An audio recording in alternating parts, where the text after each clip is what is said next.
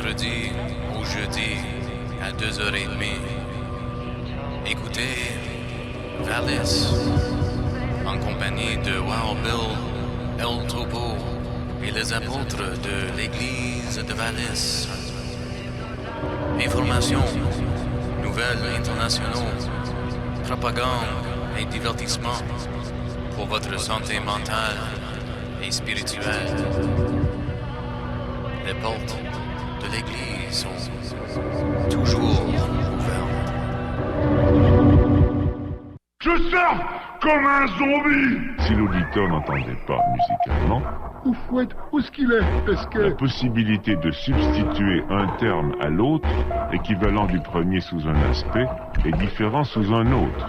Ne doutons pas que d'autres civilisations ont à la fois d'autres instruments et d'autres idées. Ce rythme est abstrait. Il est fait d'espacement. Tel est l'objectif de la première partie de notre travail, corrélation entre musique et acoustique. Catastrophe et compagnie, vendredi, 19h.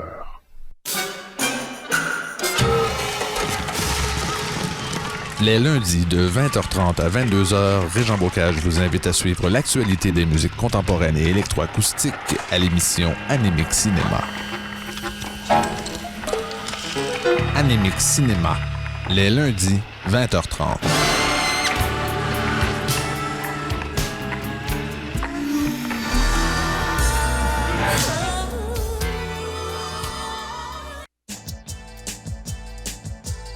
L'actualité internationale à CIBL, c'est Le Monde ce midi. Ici André Pesan.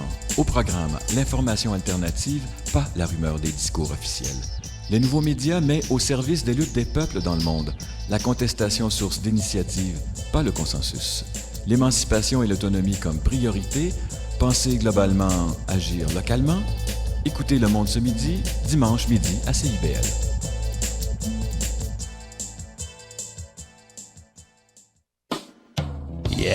Yo, this is the Wolfman on the greatest French radio in America, 101.5. I'm flying high and free. Son of a crow, hawk and a pigeon, time of the sign, green religion. Ici Gontran de l'Aiguille. Cette émission est une présentation de Dimension, la boutique DJ de Solotech, située au 4820 4e Avenue. Voici maintenant l'émission L'Église de VALIS.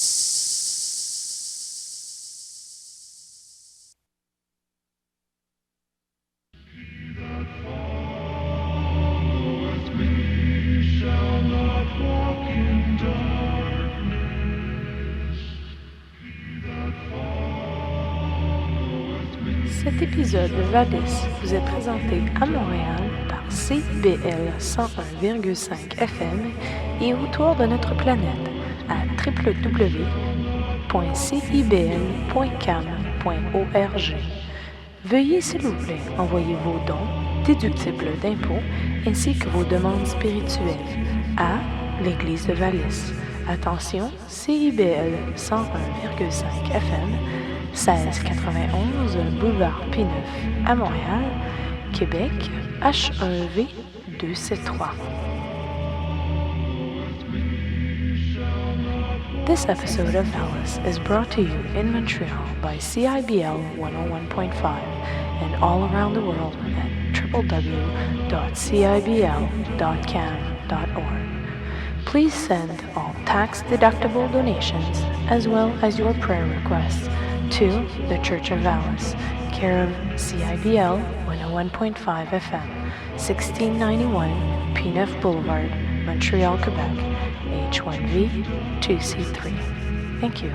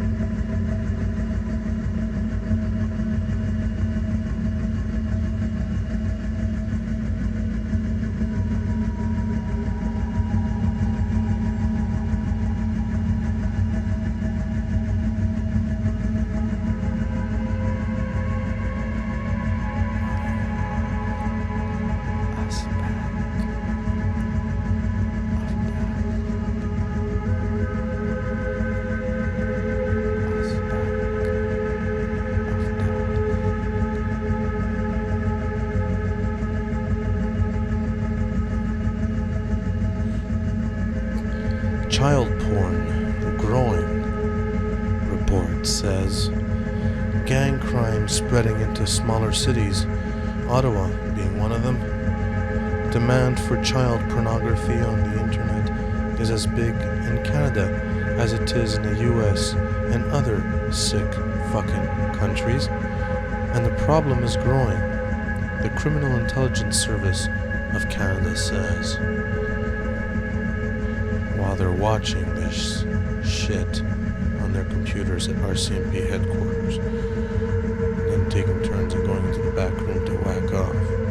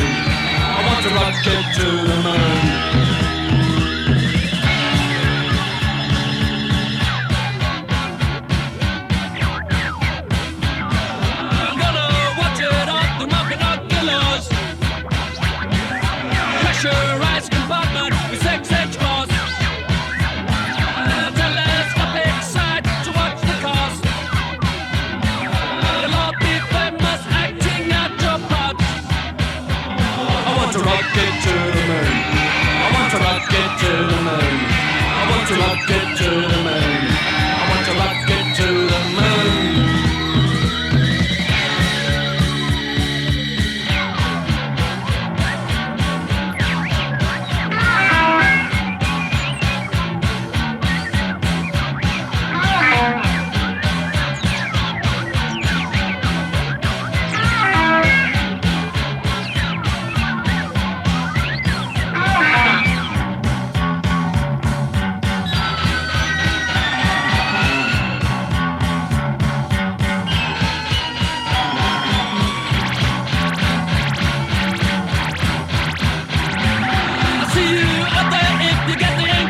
You might find that it fuels your aggravation. Recreator, face new situations. Watch the humans create new frustrations. I want to rock it to the moon. I want to rock it to the moon. I want to rock it to the moon. I want to rock it to the moon.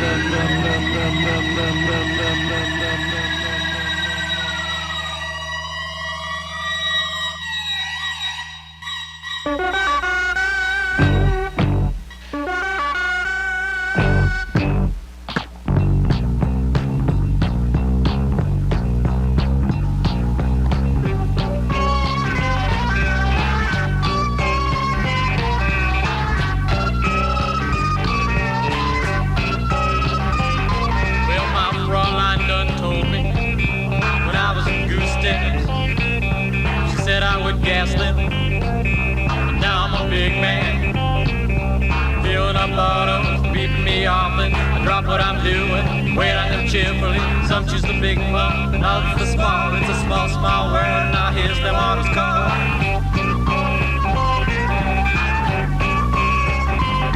Well, I'm a big time pumper, and I'll pump them full of my gas. If you give me steady, I'll tell you, blow it up your ass. My station is pretty, keep it in top shape. Customers dig me, 'cause I got the answer to all their auto needs. I fix them up often.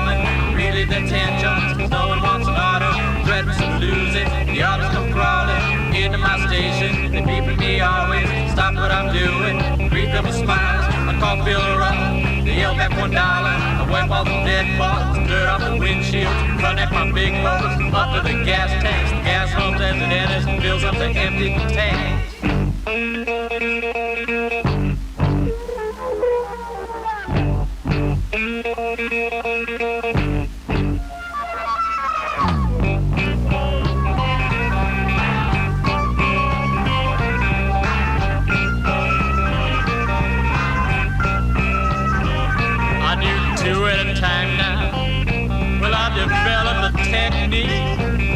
My timing is very good, not always precise. I give them a fair deal, they drive out satisfied, meet each other's business, without which we could not survive. We like to trade money, because it means honor, not like those people who are sick and can't touch it, because they're unhealthy, they leave me cold. I help who I can't help, but feel nothing for those who come to my station. I only told those who show me their honor, can't help everybody, I'm not my brother's keeper. And those who come to me, huddle together, despite the weather, we find strength in our circle. Very important to the big and the little guys, we all need each other, keep ourselves going. The others all need me, my pumps need the empty tanks, and the good Lord is willing, so she'll be here to the end.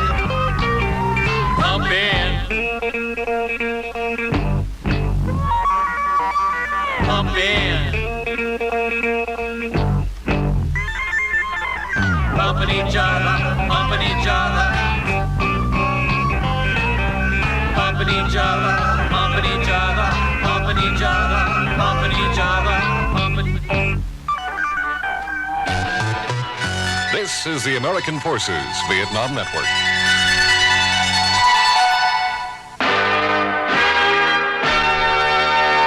This is AFVN, serving the American fighting man 24 hours a day from the Delta to the DMZ.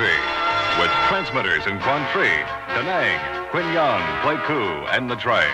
With the key network station in Saigon, Vietnam.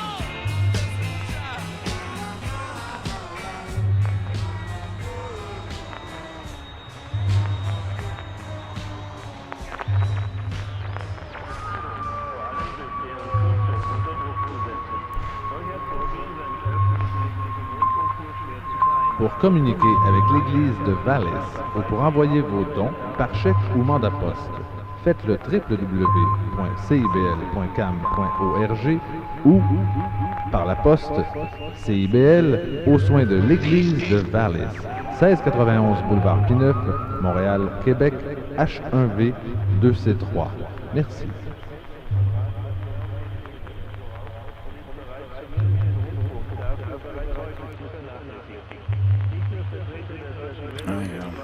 Bon matin, mesdames et messieurs. Vous écoutez VALIS, a speck of dust, à CIBL, le 101,5 FM.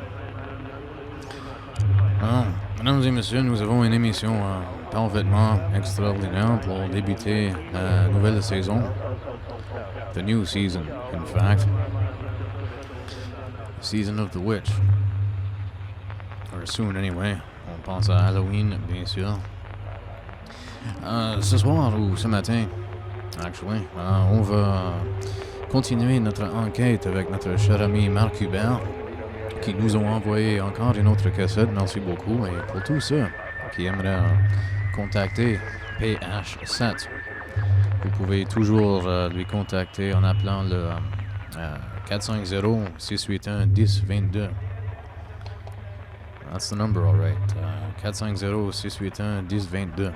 And he'll send you, as I've mentioned many times before, the appropriate documents. Et ce soir, nous allons écouter un épisode qui s'intitule Le nazisme, la métaphysique où tu l'es. And there's special sound effects in this one, because he's gone high-tech, and that's a good thing, of course. We'll get into that a little later. And aussi, ce matin, a little later, I have something that you're truly going to enjoy. I believe c'est une émission qui s'appelle Glenn Hauser's World of Radio. Un épisode enregistré le mois d'août, le 29 août cet été. This is a very interesting show, and you really will need to keep your pen in hand. Particularly with this one, seriously. Like, it's pretty detailed, and there are lots of numbers flying at you. But they're useful numbers, of course. Comme d'habitude, mon nom est El Topo. Comme d'habitude, in fact, and je suis accompagné par Wild Bill. Et ce soir, nous avons deux invités très spéciaux. Nous avons Monsieur Dan Sky et Monsieur Yin Ming Yang, qui sont deux insomniaques, ou peut-être que non, je sais pas, qui sont venus très gentiment à l'église de VALIS ce soir pour to clarify what is the Falun Gong. Now, the Falun Gong, as you may have been reading, et si vous avez été à l'écoute tout l'été, you would have heard some of the reports of atrocities in China committed against this group, and so why not? We have two representatives who will discuss this in detail, and anybody who would like to give a call, you may, of course, a little later on, after we get through the preliminaries. And the preliminaries are probably coming up any second now. How you doing there, Wild Bill? You look tangled slightly. Slightly. Yeah. I am tangled in my thoughts also. Well, we've been discussing things with Mr. Dan Sky and Mr. Yin Ming Yang. I'd just like to say hello to you two gentlemen. How's it going? Closer. Yeah, it's going great. Thanks. Yeah, excellent. Good that you could be here at this extraordinarily early hour, Mr. Sky. I just have a few words to say. Oh, that's good. We were having a discussion out in the hall, so I just thought we're gonna bring it in here and share it with you all out there. A lot of people, like Chris said, probably all of you have listened to the reports that we've played and have been played on TV and wherever else you might have come across the subject. And it's funny that the subject has been talked about so much. It smells like East Timor, but different. It smells like the Kurds, but different. It's basically what it is a full-fledged attack by another government another group. Now, this group is not necessarily ethnic group. It's a bunch of people who believe in the same thing. You call that a religion? No, because then you'd call being gay a religion. Do you call it a political movement? No, you don't.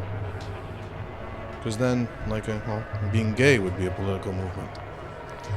What do you call it? Do you call it a threat? Why? Well, some governments, one government in particular, did call it a threat, and the reasons why, well, as we all know, yes, governments are in it for the fucking money, and yes, they're all corrupt, and yes, they will all sell their own mothers. Not all governments, right? Not George Bush, but yeah, right. There's a problem in the world, and the problem does not only exist in one place in the world, it exists all over the world, because it has been brought to my attention that even here in Canada, there are people that actually commit criminal acts or aggressive acts against members of the Falun Gong. Is that so? Wow. Yes. I think these people should be shot. The people who are aggressing. But thank God, or thank heavens, that the people who they are aggressing do not think the same way I do. And that is in their benefit, really, because I was on that subject with Mr.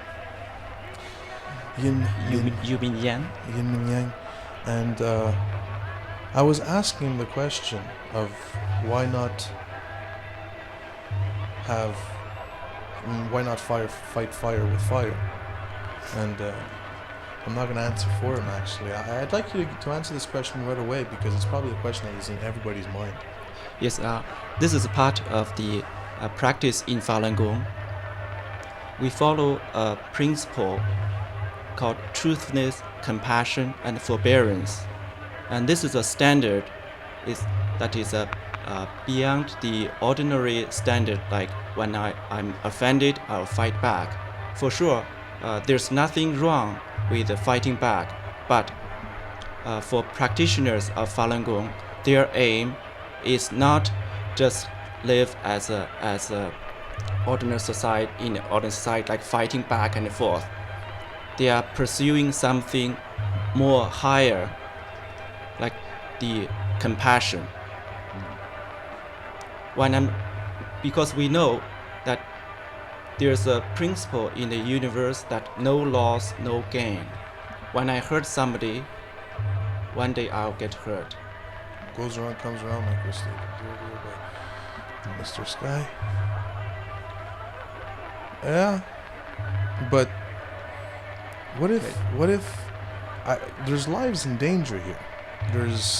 We're talking about people that get tortured, beaten. I don't know how many of you ever got the beats. Okay, some of the guys listening out there must have lost a fight or two, and you got your ribs kicked in, or your head bashed in, or broken an arm or so. Well, imagine this happens because you think a certain way. What will you do? I know what I would do, but then again, what is the movement doing in order for this to stop? How do you fight a government in China? Okay, I know on external pressure, I know that if we can get a big movement going, something will happen, but do you honestly believe that the Chinese government gives a shit about what we think here in the West? What we do is that we want to let people know, and actually through our behavior to show that compassion is more than than fighting back. When we use compassion, we inside ourselves, we do not feel the hatred to the person that hurt us. But on the other side, we feel pity because we know that this person that hurting others, they will hurt themselves. And this is part of the reason that people, many people, not only Falun Gong practitioners, when they are hurt, they feel pity for the other side. And this is the basic human value, human instinct inside. And I think gradually with the society and less and less of this instinct is remained within human body itself. And Falun Dafa here try to wake up this basic human instinct. Treat bad with good, with compassion. That's, well, of course, how did this become political in China then? First of all, perhaps we should, could you give us an example of exactly how you practice Falun? Is it like a cross between yoga and meditation, or how would you describe it? Falun Dafa is a practice and meditation system. Many people will think this is similar to Tai Chi and yoga. Yes, there are indeed some similarities. But on the other side, Falun Dafa emphasizes more on the inner peace part. That's why what we mentioned, the truthfulness, compassion, and forbearance. And this is the standard that we follow. And actually, this is a standard we think it's a universal standard that we should follow. If I could say a couple words about that. I think that about the issue of compassion, and indeed that principle of truthfulness, compassion, forbearance, that part of the reason that I would not aggress somebody who's attacking me because of that in one form or another, be it email attacks or if somebody's just cursing at me on the street because they've been deceived by propaganda, is that like through my own personal experiences, I've had that principle be validated to me through direct experience as being something that really resonates. When I harmonize with that principle, things around me change and things in me change, like my health or my mental state. And so I really do believe, and I've experienced, that it is something that there's something there that's inherent in the universe, that it really is not just an ideology, that it's something that really exists. And because of that, then I couldn't compromise that in order to protect myself. It's like I am protecting myself by protecting that principle and validating it through my actions.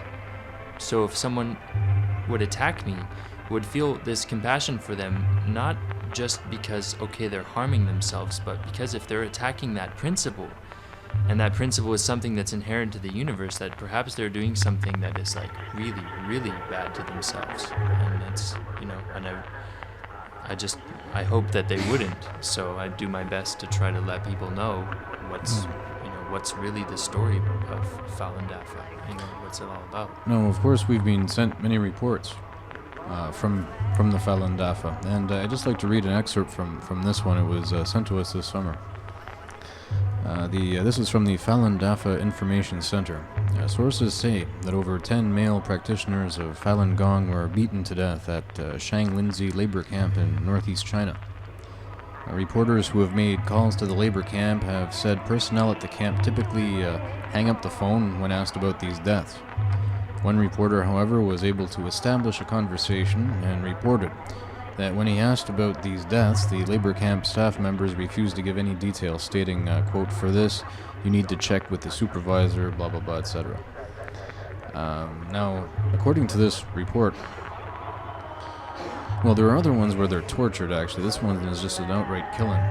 Now, how could I phrase this?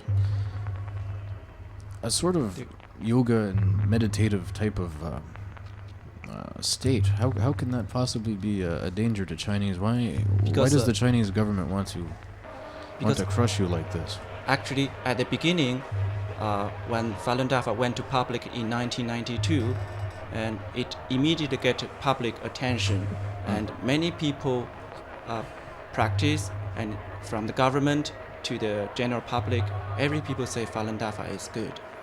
And from the health part, from the social benefit part, it just because it get higher and higher reputation, and more people get involved into practice.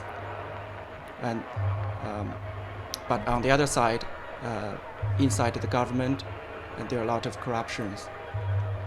And this comparison make some people in the government, like, they want to get rid of this practice because it get too high reputation. They did not think about improve themselves.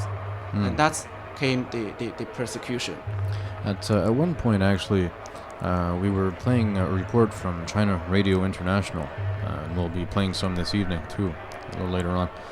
Now, they dedicated an entire half-hour broadcast to the Falun Gong, and of course it's propaganda, and I'll just give you a few quotes. Unfortunately, I couldn't find which cassette it's on. At one point, they refer to you as a dangerous satanic cult. Now, I'd like to have your comments on this. Obviously, when a government considers a group to be some sort of, a political or maybe even an economic threat, then they go to the trouble of calling you a satanic cult. Now, why would they think that you're a cult? This is purely lies. And take one typical example. After 2 years persecution, they still cannot crack down on Falun Gong. Then they make this Tiananmen Square self-immolation, and they said Falun Dafa people burn themselves in Tiananmen Square, and so they say this is a cult behavior. So this cassette that you brought us this evening, Monsieur Yinming Lang nous a amené une cassette qui a apparemment un reportage. And basically what it is the full scene of that of those Falun Gong members that were. When we saw it, of course, we saw 15-second sound bites of it. And how long is this cassette that you brought us? This is about 6 minutes. So it's the full thing. And what exactly can we see in this video? We can see clearly that this is a pre-arranged event. How's that? Because the person that was burned to death, it was actually hit from the back. Hit from the back? By whom? By some. When we watch the video, we can see clearly there's something that hit at the back of the head. Hits her in the back of the head and bounces off, and then she falls to the ground. It's like if you watch it at normal speed, it looks like the person just falls over because they're apparently on fire. But if you watch it slowly, there's something that hits her in the head, and then she knocks over with force. And then you see in the smoke, you see a dark shape. And if you watch it carefully again, it looks like as though someone swung their arm and hit her in the head, and then that thing bounced off. And then after, just as you watch it, as the smoke moves, you see someone dressed as a military policeman just turned as if they just exerted force, like right by them. And you'd have to see it. It's available online as well. If someone goes to What's the clearwisdom.net, they can search for the Tiananmen self-immolation. Again, and that check was out the video. www.clearwisdom, in one word, clearwisdom.net, N-E-T, and search for self-immolation. So what these images suggest is that Chinese authorities actually grabbed somebody and deliberately set them on fire.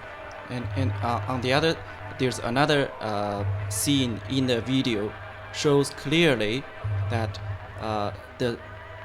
the one person was sitting there in Tiananmen Square, and the police holding a blanket, is just waiting something for him to shout something about Falun Gong, and then after this person finished, and then the blanket cover. It's clearly it can be seen clearly that this is a kind of staged performance, and every people that watch this, you get your conclusion about that, whether this is a real self-immolation from Falun Gong practitioners, or it's a staged performance arranged by some people in the Chinese government. Well, Bill, what do you make of this insidious horseshit? You know, it's harder to believe that the government is innocent than it is to believe that the government is full of shit. And what I think about this is that I haven't seen the video, but I would like to watch it, obviously, as I believe Mr. Yin Yang when he says this, and I'm still puzzled, really, because we have two peaceful people here in the studio that I don't know. Could be. They don't look terribly. I don't know. This one over here looks kind of dangerous. I know he's rubbing his head in this. He has this strange twitch in the left eye. I don't know. That's because I've been smoking dope around them. Oh, that's okay. Our By the way, they receptionist do is, not do any drugs. Yeah, that's well, you know. There you go. Actually, is there an official angle on that in the Falun Gong that no drugs should be consumed? Well, if I understand correctly, hold on, because I think I understood something. I understood that they do believe that they are after the search of pureness, and I'm sure drugs are not part of it. What would you say to that, Mr. Yin Ming Yang? Yes. Actually, many people smoke before and after the practice of Falun Gong, they give up the smoking. And this is very, very often. And actually, you can hardly find people that practice Falun Gong smokes. How about normal cigarette smokers? Do you find that so? Right. Okay. Because when you say smoke on our show, it really means marijuana. So you have to, because tobacco we're against. People who, at least Westerners, who used to smoke marijuana and stuff, and who stopped after the practice.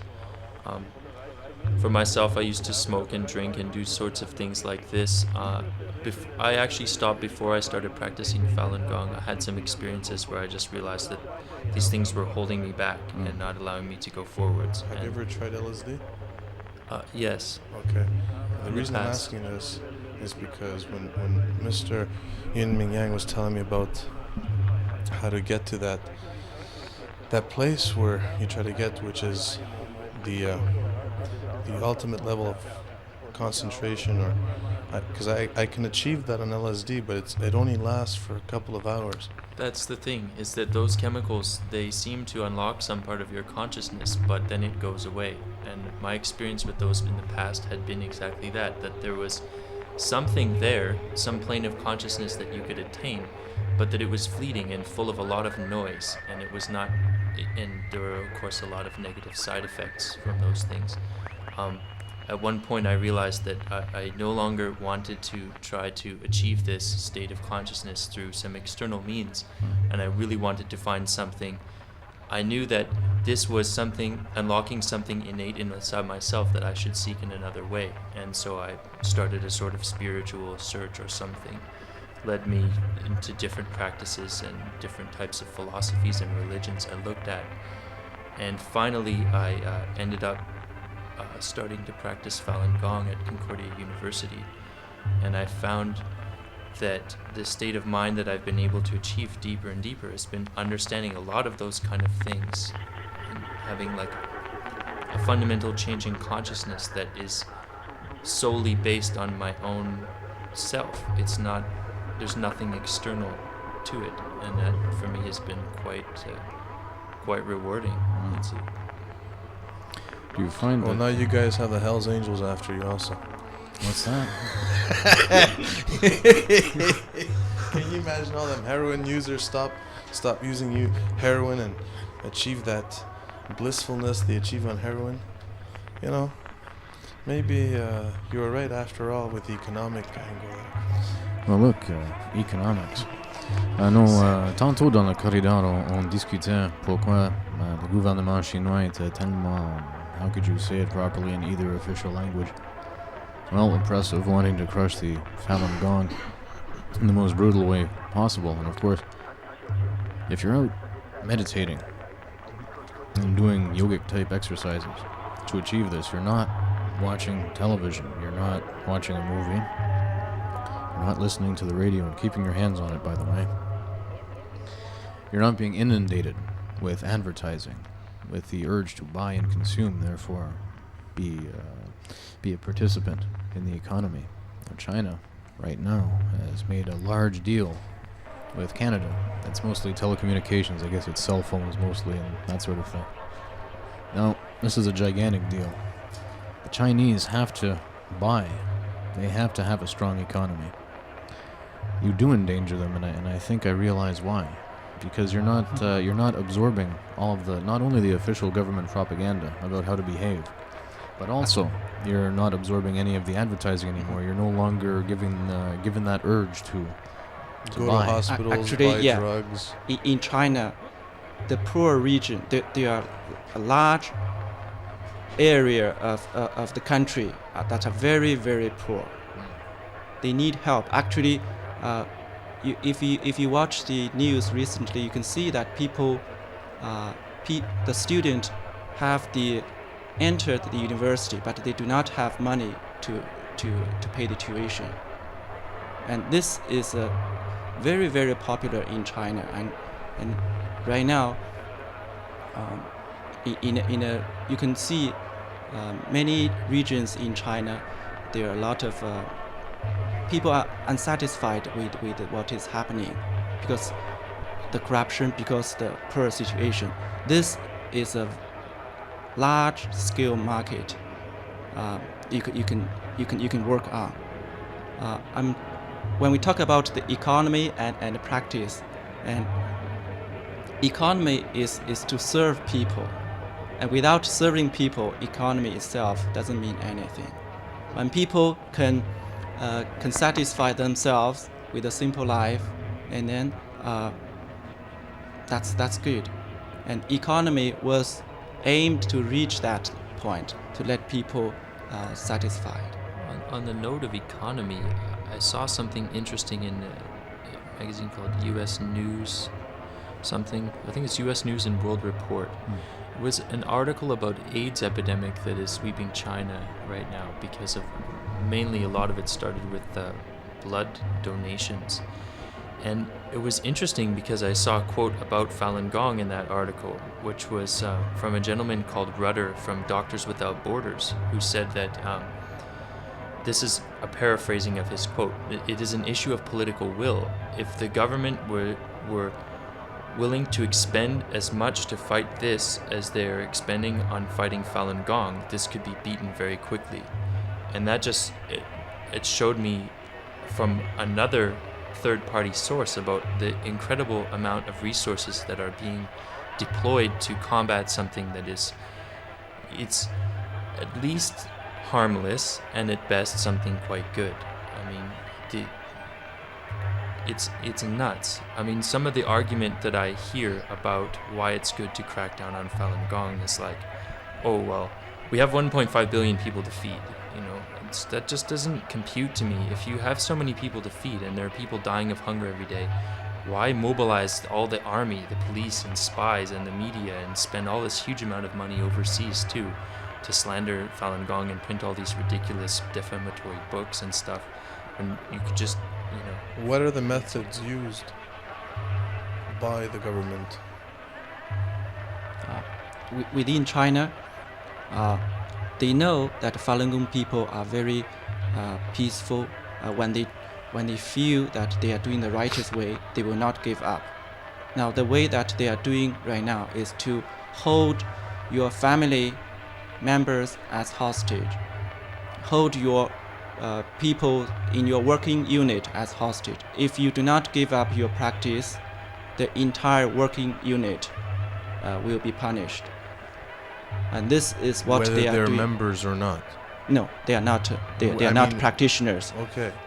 So this is what is happening in China, and this is a part of the reason that why these police are so cruel in persecuting Falun Gong practitioners, because they get quotas, and if you do not convert this practitioner, you will be punished.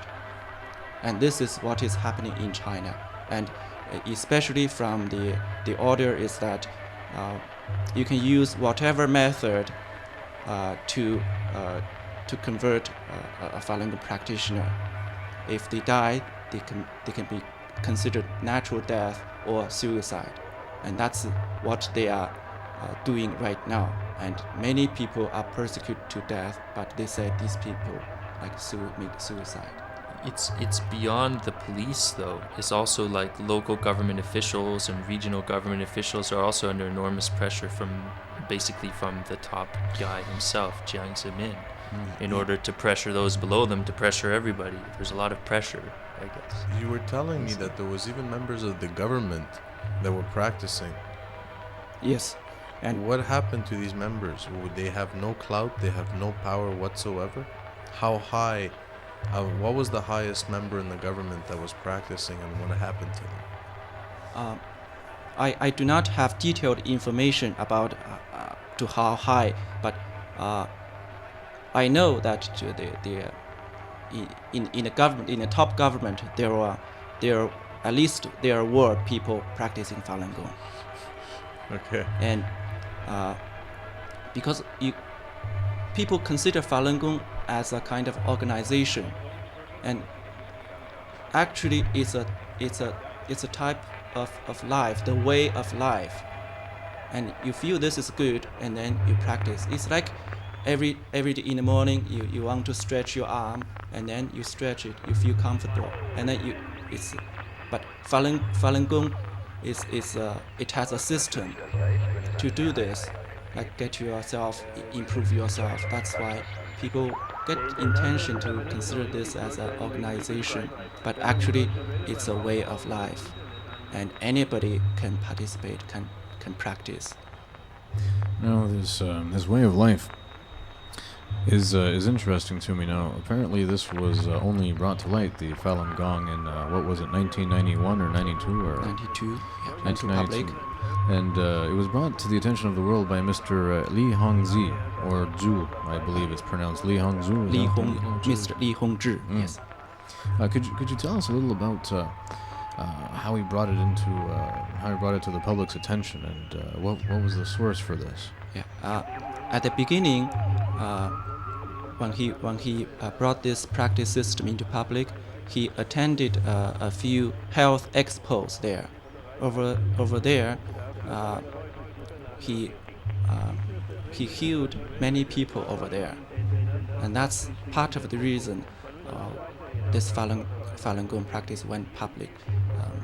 It's like very immediately, and even over telephone, and the Chinese media broadcast this over telephone, in TV, and there are a lot of media report on that. But that was at the beginning. The government support this. Okay, how long did that last? The government support, about 6-7 years? Until about 1996, and then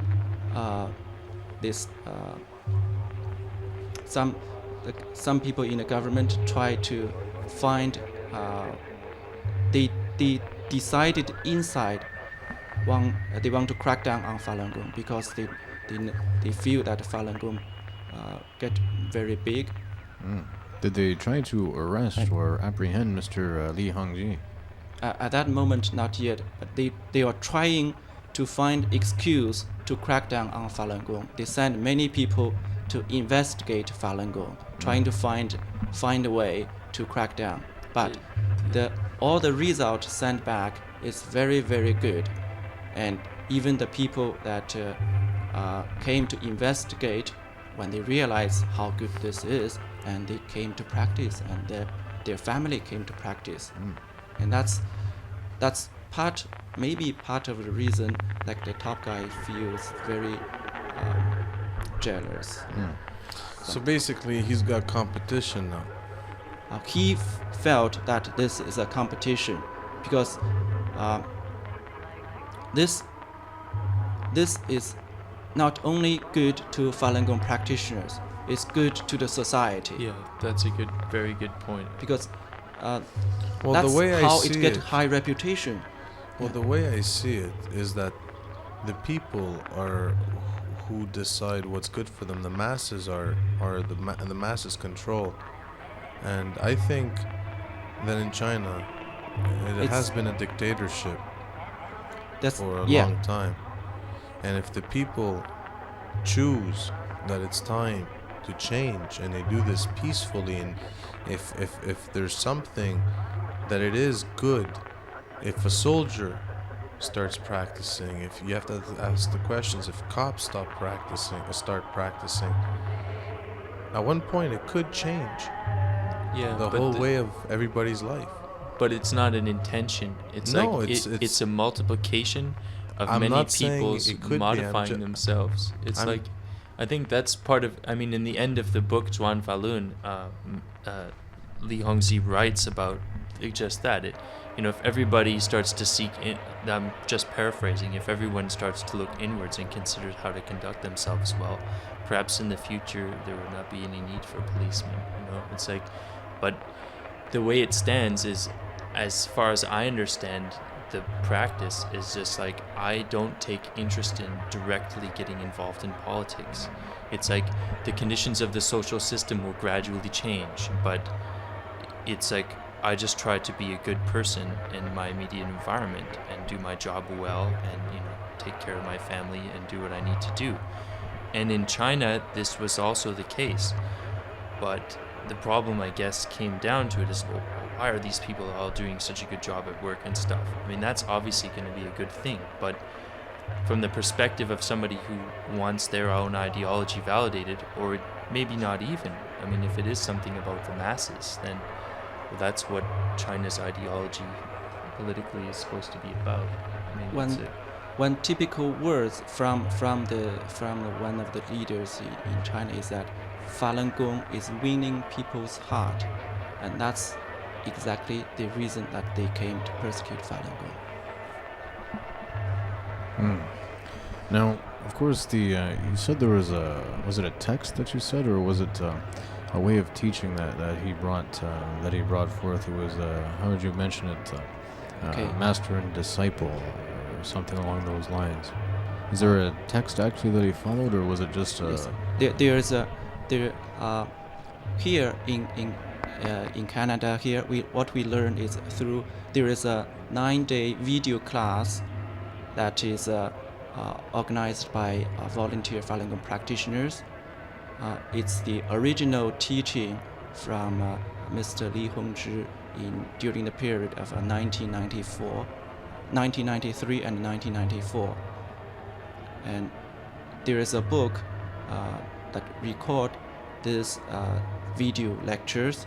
It's called Zhuan Falun. That's what Dan just mentioned. Basically, this book tells people how to practice in a daily life, how to, when we say a way of life, how we do this during daily life. You can get those books and also videos online for free download and viewing at www.falundafa.org. That's www.falundafa.org. And that website est aussi en français y también en español for those who speak other languages. Yeah, that's another thing we were speaking about earlier. How many languages are these texts translated into? You were mentioning quite a few. Many languages. I don't have a list, but everything from Indonesian to Russian. There's quite a lot of translations, and Japanese, and there's some that are in progress too. I heard recently that there's practitioners now, like in some smaller countries in Europe, in Czechoslovakia and Romania, now there's practitioners practicing there. I know in Italy recently there was a Falun Dafa association was founded there, and they've got support for the plight of practitioners in China from Italian members of parliament. Recently there was the Chinese president did a tour of South American countries just before a human rights meeting in Geneva, and a group of practitioners from North America went down there and sort of went to all the places he was going, and they taught people the practice, and the response was overwhelming. And there are practice sites starting up in Argentina. There's a lot of it's starting up in Brazil. It's like it's spreading really quickly, and I don't know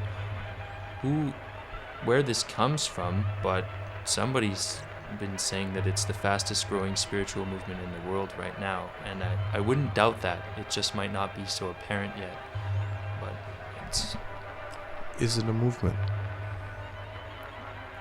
Many people understood this as a movement because it so quickly so many people start to practice, but actually this practice is a practice. It's a self-individual way of life, but it's just because for the persecution happening in China, it brought Falun Gong into the world stage, and it get so much public attention. But on the other side, people that do not know Falun Gong before, they know this and they start practice. That makes me think of something though, the idea of a practice. It's just that in the West we don't have a label that is suitable for this practice. We don't seem to have that because a lot of the spiritual teachings in the West, at least, often I wouldn't say confined, but are within the framework of religion. Whereas Falun Gong is what is known as cultivation practice. In Chinese, that's xiu lian. It's like cultivating oneself and practicing. It's a concept that we don't really have in the West, but that's what Falun Dafa is. It's a cultivation practice for mind and body, and so that's something that, you know, it doesn't have a framework like a religion does, or a set of, like you could say, rules or doctrines or worship or this type of thing, or even any temples or something like that. It's really like one's own cultivation practice. The terms of like movement or group or organization or religion, we've been trying to use them in the West because it's hard to see, it doesn't fit into something that we already know about. I mean, in the East, they've got some concepts of this, but here we don't have too much of them. So it's like when yoga or Tai Chi first went to the West, people say, oh, what is yoga, what is Tai Chi? Try to use some words to some words that we know to explain it. But now, gradually, Falun Gong, people gradually know this Falun Gong, and not necessarily use a movement. Some people just use Falun Gong. It's like people use Tai Chi, use yoga. Now, another one of these reports that we received, and this is for tous les auditeurs et auditrices francophones. This came through le 15 juillet cet été. Montréal. Ying Zhu, une étudiante de l'Université de Concordia récemment libérée d'une détente de 33 jours en Chine pour sa pratique du Falun Gong, marchera de Montréal à Ottawa dans l'espoir de sensibiliser les gens à l'escalade de la persécution du Falun Gong en Chine. Now, se joignant à Ying se trouve un confrère pratiquant à Montréal et étudiant de cégep, Monsieur Ho Cheng Zhang. Now, this has already happened, of course. Now, you studied at Concordia. Do you know Ying Zhu? Est-ce que je peux répondre en français? Ben, certainement. Je connais Ying, oui. Moi, j'étudie à McGill, en fait, mais j'ai appris le Falun Gong à Concordia. Il y a un club étudiant à Concordia, puis par la suite, moi, j'ai commencé un club Falun Dafa à McGill aussi, avec l'association étudiant, puis on a eu beaucoup d'appui des présidents, puis tous les membres là-bas. Le plus intéressant pour eux autres, c'était quand on ne voulait pas un budget avec notre constitution du club, parce que cette pratique, on n'est pas supposé toucher à l'argent pour que ça reste peu. Et on n'a pas besoin de charger, on ne peut pas charger de l'argent pour ça. Puis pas de dons, pas de dons. Pas de dons, parce qu'il n'y a pas d'organisme pour donner des dons. On ne peut pas recevoir des dons en matière ou argent pour enseigner la pratique et les autres apprendre. Mais quand même, vous avez beaucoup de littérature. Y a-t-il une source pour, évidemment, pour payer, pour publier? C'est personnel. Quand moi, je veux imprimer des dépliants, on le fait chez nous, là, sur l'ordi, puis on le paye de nos poches pour faire. Ah oui, parce que le dépliant était pas mal bien fait. Je trouve it doesn't look like a home photocopy. Il y a beaucoup de pratiquants qui sont assez élevés dans la société. Disons, si moi j'étais un docteur, j'aurais pu payer un peu plus, puis surtout si on est assez déterminé là-dedans, puis on veut vraiment aider pour clarifier les faits au public, ben on met un peu de notre argent personnel là-dedans. Mais pour retourner à Ying, oui, elle et Hao Chang, ils ont marché à Ottawa, de Montréal à Ottawa. Est-ce que vous avez participé? Non, j'ai pas participé à ça, mais on a fait aussi, on a commencé récemment, puis c'est rendu presque à la fin, un tour SOS de côte à côte du Canada pour avoir de l'appui. Puis il y avait même deux madames sont allées dans le Grand Nord, là, sont allées vraiment jusqu'à Nunavut, puis partout, pour aller collectionner des signatures pour des pétitions, d'autres qui sont allés en caravane. Puis il va y avoir une marche, ils commencent les pratiquants en Europe, je pense aussi de Seattle, ils ont commencé SOS Earth Walk.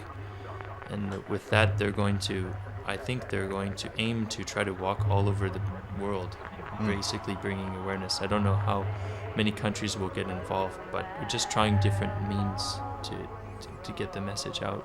How can organizations or people help? Right now,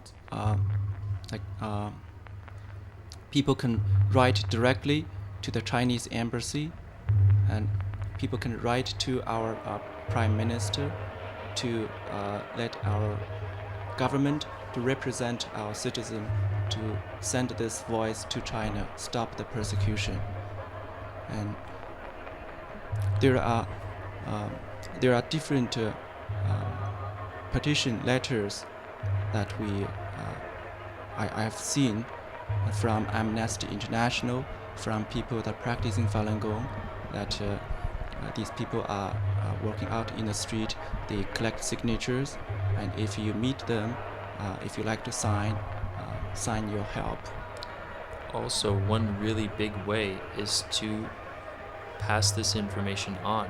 Even if people just tell one other person about what's the truth of this situation, that multiplies exponentially really fast. I think that's one of the major ways.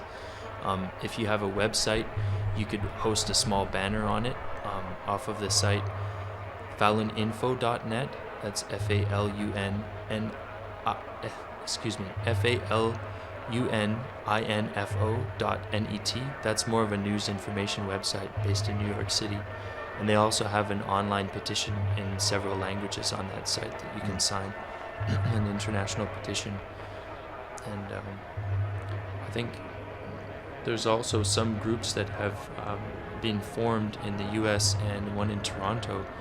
This idea of Friends of Falun Gong, or more in detail, like people in America who support the appeal against the persecution of Falun Gong practitioners in China, sort of like an NGO that formed with different, influential members of society or everyday people, whoever wants to give a hand to raising awareness, that they've started to form some small groups like that to pool resources and ideas and think about what they can do. We don't have one of those yet in Montreal, but if anyone's welcome to start one if you're interested. If anybody wanted to contact you about just that, what's the best way to get in touch with you both, Mr. Yin Ming Yang and Mr. Dan Sky? Okay, you can if you want to help, or if you want to learn the practice, you can call our telephone number. My number is 941-2203. That's my cell number. And you can also call my home number, 487-9486. Yeah, my number is it's 514-931-2754, and you can leave a message for me or my wife Christine. Et vous pouvez aussi laisser des messages en français ou en espagnol si quieres. And we'll try to get back to you quickly. And if you just want to talk or have some questions, then you're welcome to call. It's yeah, and if you got any slurs, you don't call, because then you got me on your ass.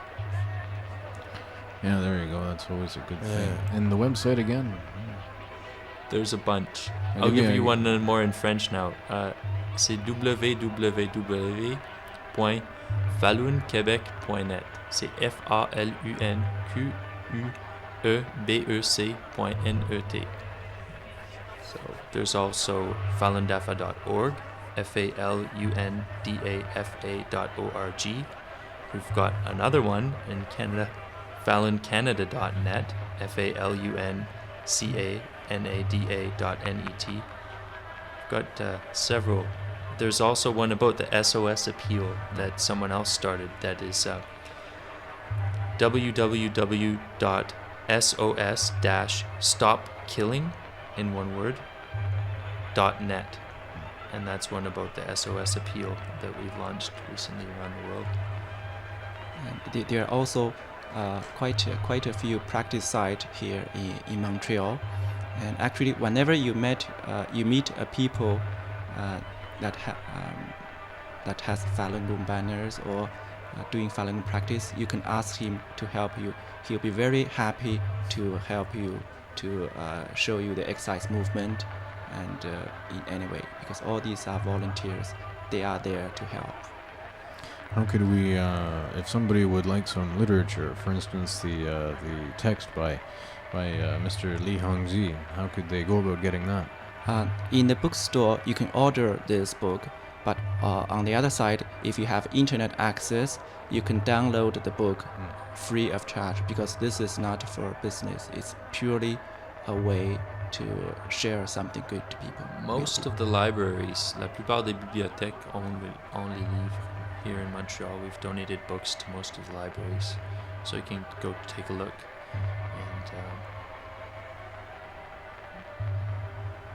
And make up your own mind. That's right. Yeah, that's the most important part. And remember, truthfulness, compassion, forbearance. It will help you. It's good. Well, thank you very much, gentlemen, for coming this evening. Now, well, Bill, I'd like, we're going to thank, of course, Mr. Yin Ming Yang and Mr. Dan Sky, and of course, you're welcome to drop by any time. Et pour tous ceux qui aimeraient plus d'informations, le lien pour Falun Gong, which we'll reveal later on in the show when after we come back from the news. I lost my train of thought, of course. It's getting to be that time of the evening when some ambient music might just knock my skull into shape. How you doing there, Bill? You know, it was brought to my attention that Canada can't legalize pot on its own. It needs the U.S. approval, I think. You know what? What's that? I think the U.S. should go fuck itself. I'll give you more about that later. The reason I say that is because, you know what? Mind your own fucking business. You know, the U.S. is the kind of country that can end or put an end to this whole mess right now. And I'm talking about the one in China. They could, but they don't. They'd rather run around to go get some Albanians in Europe. All they had to do is leave Arkan, take care of that. But they didn't. They killed him. Arkan. Yeah. That's his name, Arkan. See, what I'm trying to get to is that it is a political game, and it is an economical game, and I think, that's why I'm an anarchist. Anyways, I need to smoke another joint and talk some more. I think they're going to be going home soon. Are you guys going to stick around till 6? Are you going to stay till 6, or? Who knows? Yeah, who knows? Who knows? Okay. The night is young. Chris, what you got for us? I forget. Here, hold on. Oh, yeah, mesdames et messieurs. By the way, let me just one more thing. Yeah. You know Canada's surplus last year? What was that? Yeah, it was huge, apparently. Have we spent it already? How much money the banks made? I don't want to think about it, because I get dizzy. But I'm still paying taxes. Why? That's right. Yeah. See, that's another question I'd like answered, but we have to ask questions. You know, I almost got him because I live somewhere where Chrétien was yesterday. Or, yeah? Something like that. With Tiger Woods. Oh, yeah. Which golf course? I could have shot the motherfucker. But Chrétien is a cool guy. He's okay. He's got a crooked lip. He looks like Mick Jagger. But just different. The only thing is that Chrétien is an idiot. He is. He's a big idiot. He went to play golf with Tiger Woods. Yeah. What does that tell you, Chris? What was he? He was actually working, you know that? He's average, man. I have no fucking clue. I don't even know if he hit the ball. That needn't matter. I'm sure he's a good golf player, you know, but he has nothing else to worry about. Mr. Chrétien wanted to play golf with Tiger Woods. Tiger and French. Yeah, and this was BCE's idea. BCE? Yeah, it's the big... Bell Canada basically belongs to BCE. It's a conglomerate, some sort, and it's pretty big in the internet world, and it's eating up everything. They paid Tiger Woods to play golf with our Prime Minister. Most people would say, no problem, bro, I'll do it for free. But no, Tiger Woods got paid to play golf with the Prime Minister at 7 o'clock in the morning. That was tee-off time. And you know how I know all this? How do you know all that, Bill? Because the goddamn bridge to get on or off that particular island, being the only bridge leading to it, was jam-fucking-packed for a good hour and a half. And I was not happy. I was in a sea of brand new cars. I'm talking about Ferraris, Mercedes, Porsches, Caddies, and I have a beat up fucking 89 Jimmy with holes in it. It's rust color, you know what I mean? Or chrome bumpers. At least I got nice mags, so fuck you. But I was the only one swearing and smoking a cigar. Well, maybe not the only one smoking a cigar, but swearing for sure. And all this because the Prime Minister decided to play golf with Tiger Woods. I'd like to ask the Prime Minister, what happened with getting rid of GST? Aruni fucked us, good. GST, free trade, and we're making money now. I'm not seeing any of it. It's all about money? Maybe. Maybe not. If I didn't have to work, I wouldn't give a shit about money. But this is the way it goes. I bought shoes. One day, when I was a kid, somebody put shoes on my feet. So, till then, I didn't need anything. And that was the day where my right to live in the wild, away from society, was taken away from me because of a pair of fucking shoes. My foot was no longer the same after that day. My body was no longer the same after that day. My mind was no longer the same after that day. I was made to believe that I needed shoes in order to walk. Take shoes away from most Westerners and tell them to go to the store. It's not that they're physically not able to, but they will psychologically block. They cannot go barefoot to the fucking store. What are you talking about? You need your shoes. So how do you get new shoes when you grow out of your old shoes that were probably given to you just to fuck you up? Well, you gotta pay for them. And that's when the whole thing starts, man. I'm serious, bro. Nowadays you can go to the store butt naked. You'll get arrested. It'll be cool, but you can't go without shoes. Even indecent exposure type freaks wear shoes. You go figure that out. Anyways, I gotta go smoke a joint. Good idea. Be back soon. Okay. Mesdames et messieurs, nous avons my shoes on. Yeah, don't touch the blue suede ones, of course. I wish I had my Elvis CD here tonight, but for the next time. Pour ce soir, l'apôtre Dave nous ont... Dave, he's a damn fine lawyer. Track him down if you ever get into shit somewhere in Ontario. The Clash. Un bootleg qui s'appelle Join Pimps, Punks, Hustlers, Good Time Girls, and The Clash down at the Casbah Club.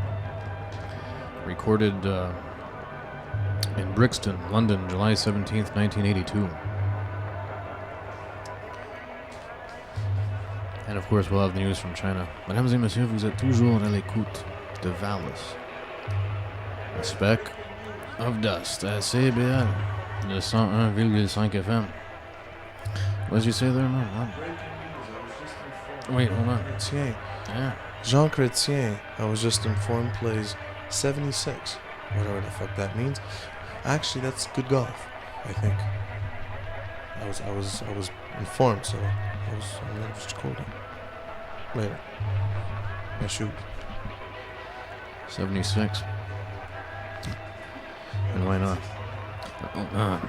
Merci encore à Mr. Yin Ming Yang et Monsieur Dan Sky, deux pratiquants du Falun Gong. Gardez vos mains sur la radio.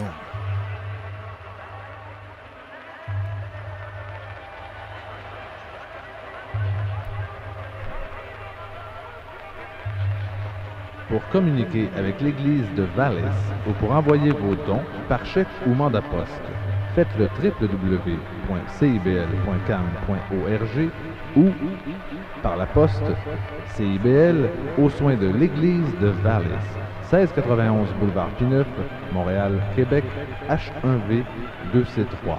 Merci.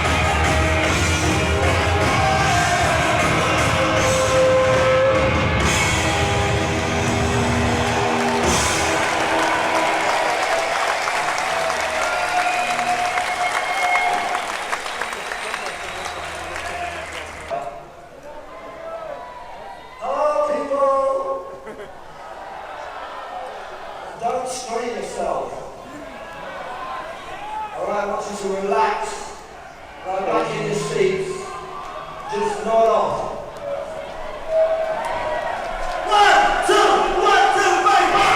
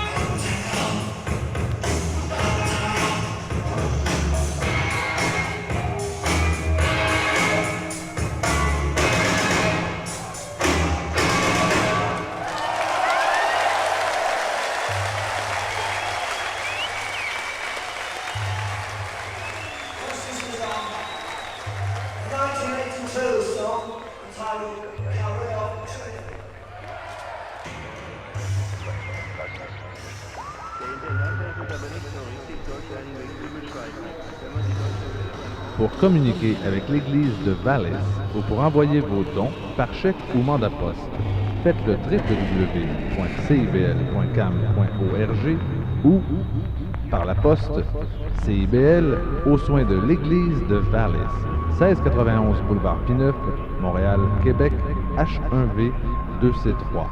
Merci.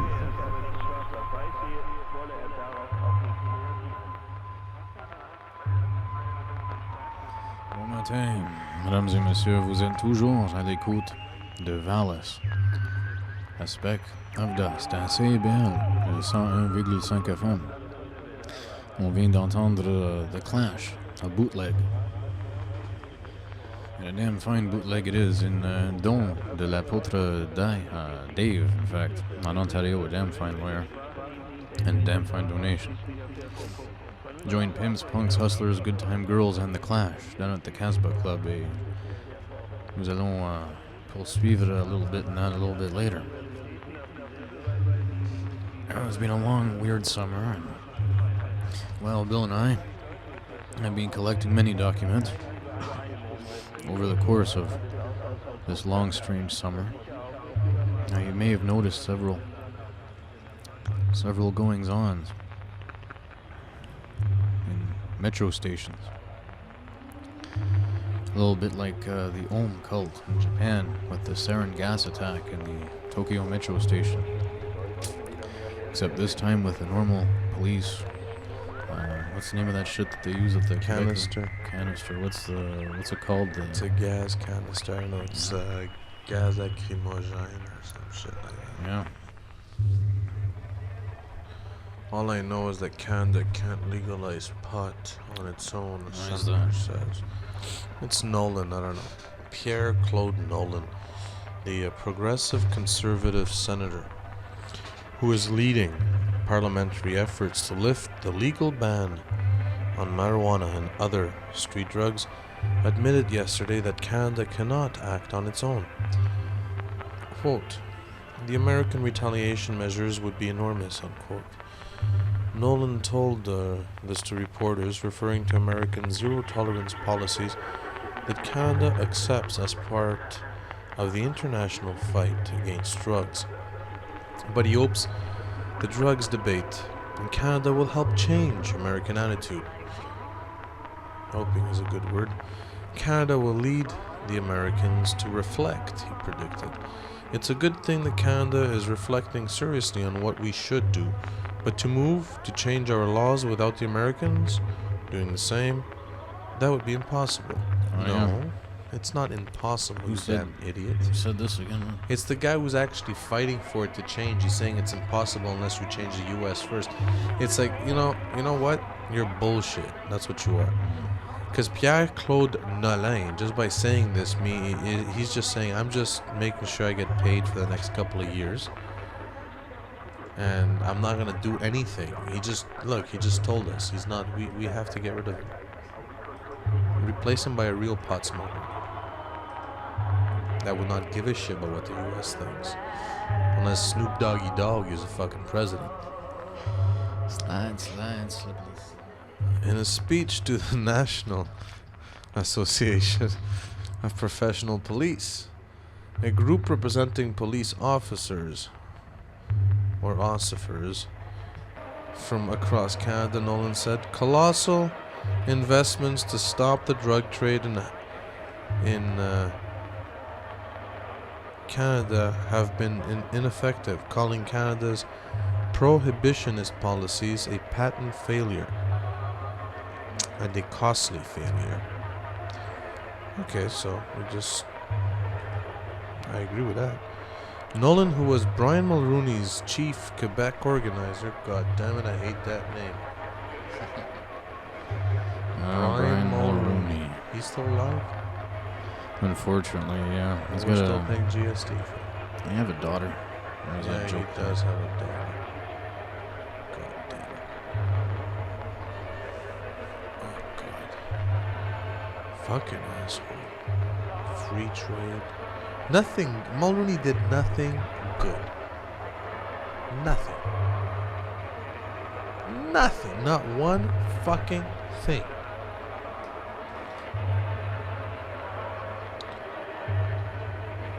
Brian Mulroney is the reason the Conservative Party will never, ever rule again.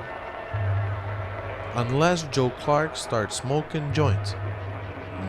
Yeah, he mentioned that at some point, that he might be ever so slightly, perhaps, maybe in favor of decriminalizing it, sort of. Sure, In not why so not? many words, but... If that gets voted in. Nolan's Senate Special Committee on Illegal Drugs plans to issue its first report in August 2002 and will make its final report by the end of 2003. Following Nolan's initiative, the House of Commons has formed its own committee to study the drug issue. Brian Atkin, president of the National Police Association, who is holding its third annual convention in Quebec City, said the NAPP has not taken a stand on the drug issue and wants to study it before presenting its brief to Senator Nolan's committee. And this is going to happen on their third annual convention. We want to be part of the solution, Atkins said. One of the issues raising by legalizing marijuana is how police deal with drivers impaired by the drug. The same fucking way they deal with them now, you fucking dumbasses. It's like, the drug's not legal now and everybody's goddamn stoned. It's easier to get stoned than to drink and drive, you stupid fucks. The saying, don't drink and drive while you can smoke and fly. It's true because you can detect it. Hello.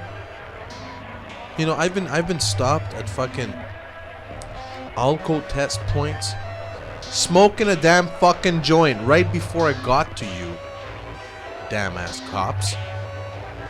And I just lit a Marlboro, blew it in your face and told you no, I wasn't drunk. You let me go. You know why? Because if everybody was stoned while they were in traffic, nobody would have any accidents. And that's the truth. Or they can practice Falun Gong. Yeah, that's a in traffic, deadlock traffic, I wouldn't mind if people start getting on their hoods and practice Falun Gong. But only between lines. Because I don't know how you... It depends. If I had a lot of weed, I wouldn't give a shit. If I ran out, though, well, I have not mastered controlling my anger yet. But I have a 4x4, so who gives a shit? There you go. Yeah, a 4x4. Yeah. What's going on? What's going on, fucking idiots? Idiots, idiots, idiots. I'm talking about the cops. What do you mean, how you gonna detect stoned drivers? You can't detect, so you're gonna have to give us a blood test. And wait for the fucking results.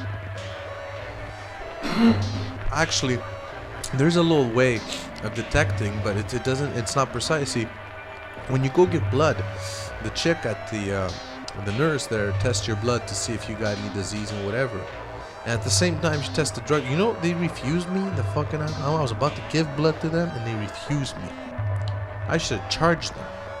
I'm giving away THC. And there's also traces of cocaine back then, but that was a different story. They can tell, right? They just can't tell how old they are. So I don't know what method you're gonna use, but how about no method is the best method? Just mind your own fucking business and keep busting the alcohol people.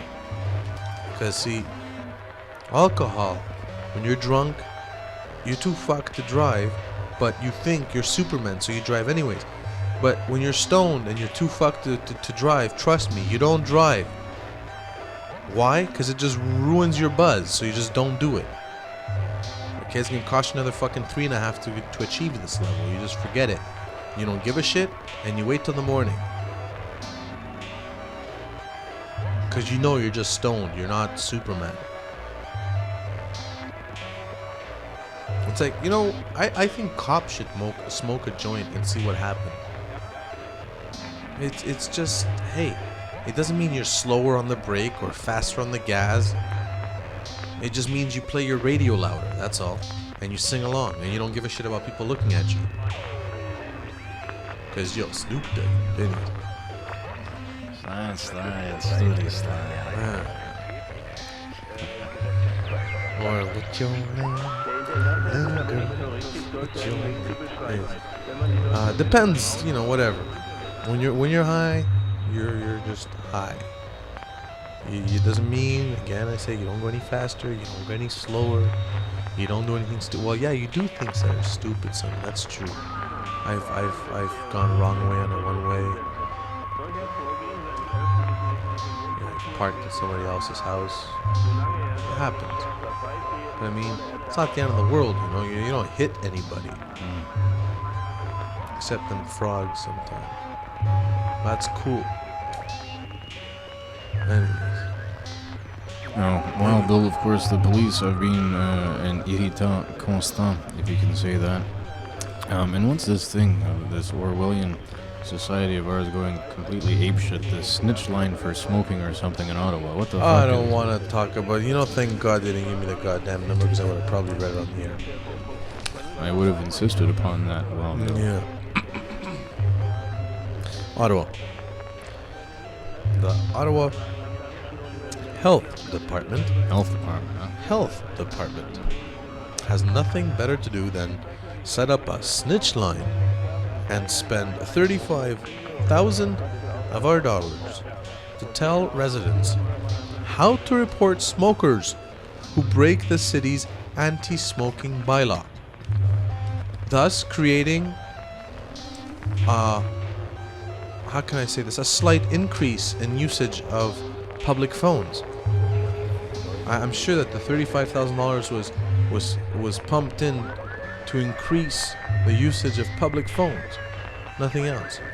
And then the flyers with detachable cards were mailed this week to 280,000 households. The cards were made so they can be used as filters for joints.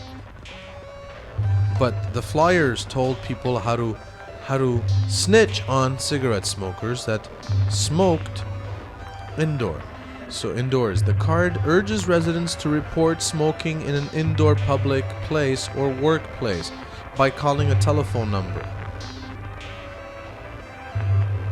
So what does a prostitute do when her client smokes in her face? Well, it depends. We'd have to legalize prostitution first. And then she could call the snitch line, because her workplace is being polluted by cigarette smoke.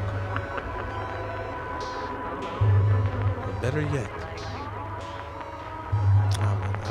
you know what? I don't even want to go there. I just got pissed off earlier. Thank God they don't. There's a snitch line to tell on people who smoke indoors. Soon you're gonna have a snitch line to tell on guys who leave the seat up.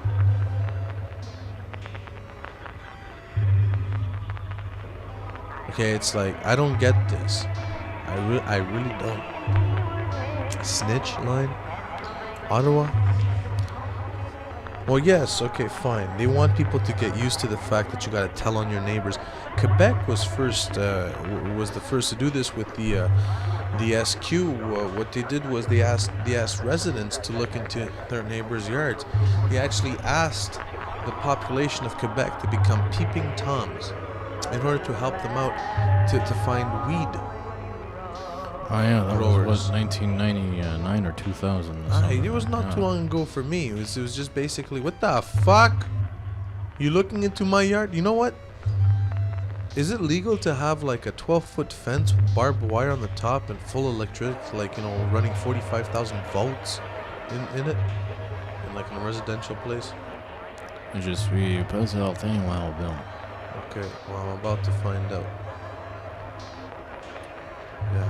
Actually, that fence will be in between another two fences. Actually, that doesn't make sense because I'm trying to protect my cats, but I can't. I guess I would have to forget about the 45,000 volts. Make it only about, I don't know, 30,000. There you go. My cats always stand that. Porn surfing nets fine. The commander of Canada's Pacific Fleet was found guilty yesterday of surfing pornography or pornographic websites on his office computer. Commodore Eric Lech. What? Larry? Lech? Anyways, whatever. He's a Commodore. He was fined $200 following court-martial proceedings. $200 for a Commodore. Yves Vanier, a spokesman for the base, says Leary was relieved of his command in mid-June after he admitted inappropriate internet use. Vanier said it's unclear how the conviction and fine will affect Leary's job. As far as return to command, that is a decision that has not been taken at this time, Vanier said. Basically, they're going to wait for the public to forget about this or anybody else to forget about this. And just give them another shit and tell them, hey, no more porn, okay? The judge gave him a fine of $200. That tells you how serious I'm taking this. Let me tell you this, if he was surfing porn, he was also being, how can I say this, open to viruses.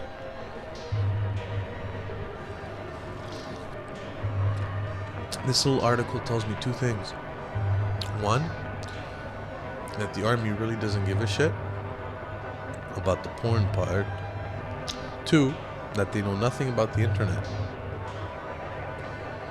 This guy should have been punished not for looking at porn, but for being somewhere where it was putting the whole goddamn Canadian army at danger from a virus. It's as simple as that. Like I said, this shows me how much they know about the internet. Utah bigamist jailed 5 years. He's a Mormon. Yeah, Mormons. How many wives did our gentle according Mormon to him, not enough. He's gonna be fucking little boys now for the next 5 years. It's not so Wild Bill. Sure. Polygamist Tom Green's 5 wives confer with attorney John Bucker after it's funny, they all look alike. After their husband was sentenced to 5-year concurrent prison term yesterday. From the left are Carrie, Leanne, Hannah, Shirley, and Linda Green. God damn. What was it? Like, this, like what? He uses them like as cars? You know, most people have 4 or 5 cars in the garage and choose which one to take in different events. He does the same with his wives? Or does he bring all 5? God damn it, going to movies gets expensive, man. Shit, how many hens can he hold at once? You know what happens if you go see a movie and he wants to just like, you know, get nasty? You know, without, fuck, it's an orgy. Fuck, what happens when they walk down the boardwalk? Does he ever get mixed up in their names? Or he doesn't give a shit at the end, he just has one for all. Like Babe or something. Look at these names again. Carrie, Leanne, Hannah, Shirley, and Linda. Oh, Carrie. Oh, Carrie. Yeah, I'm Leanne. Fuck, man. What happens when he gets drunk?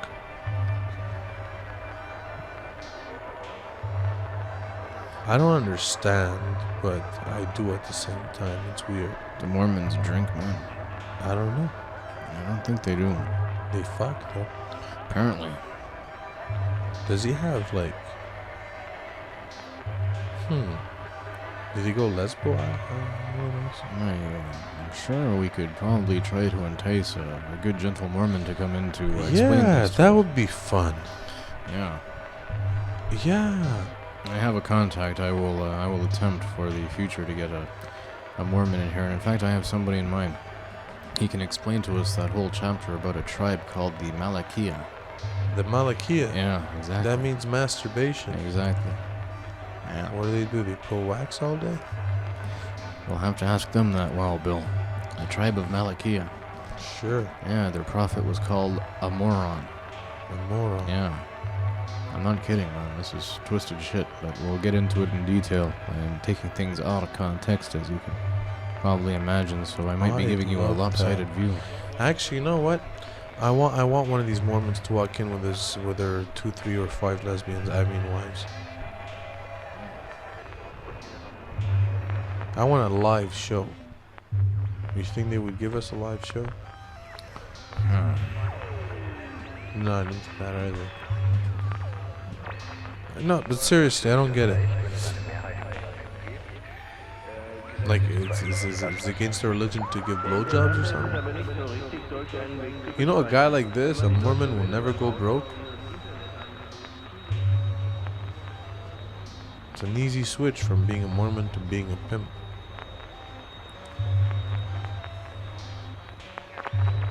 You know, the reason I could never believe that a Mormon raped a child is because I don't think they ever would have to. They got too much choice in the stables. It's like, what do? They have 5 different rooms where he sleeps with all 5 at the same time.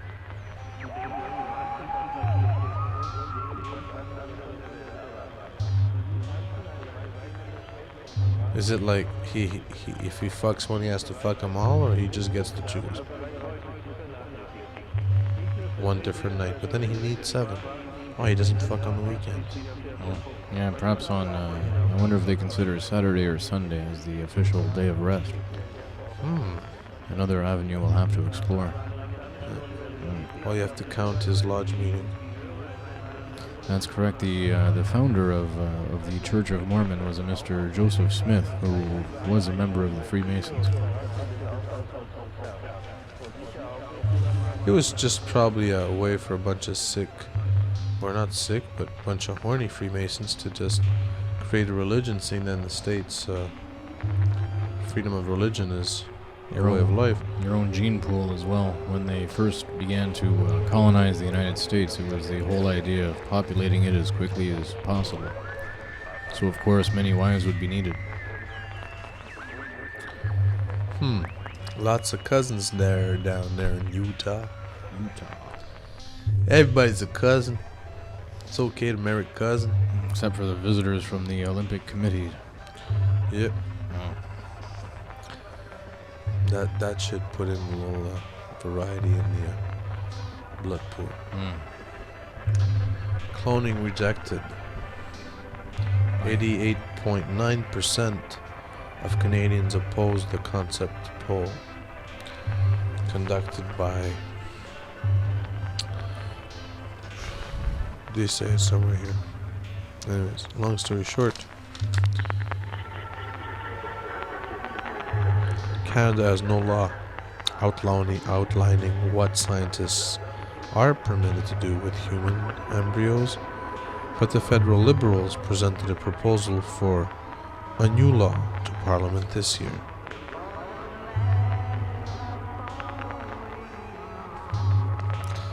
People say no to cloning, and yet the U.S. is going ahead with it. You know, I don't understand why Canada gives a shit about what the U.S. says about pot, when the U.S. doesn't give a shit about what anybody else in the world thinks. When did the U.S. ever bend slightly in order to please somebody else in the world? Never. If they don't like it, they will invade. How long before do you think the U.S. invades? With military force, we're talking Canada, if we legalize pot.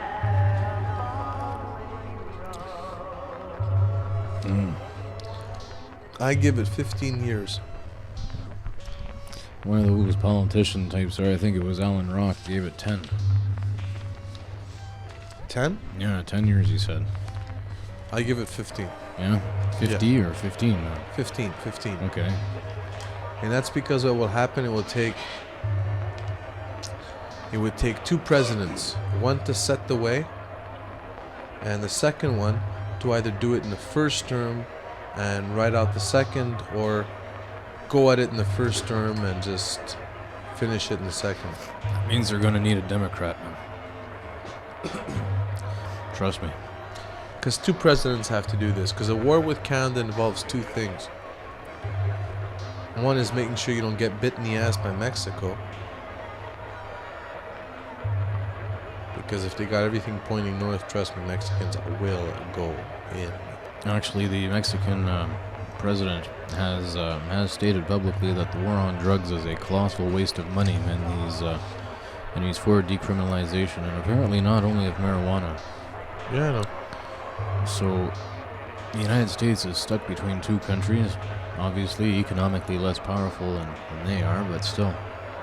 And that's not true. You know, the U.S. is in big-ass debt. Well, of course, we're their major trading partner, but pretty soon, a close second will be China, of course, with the telecommunications industry.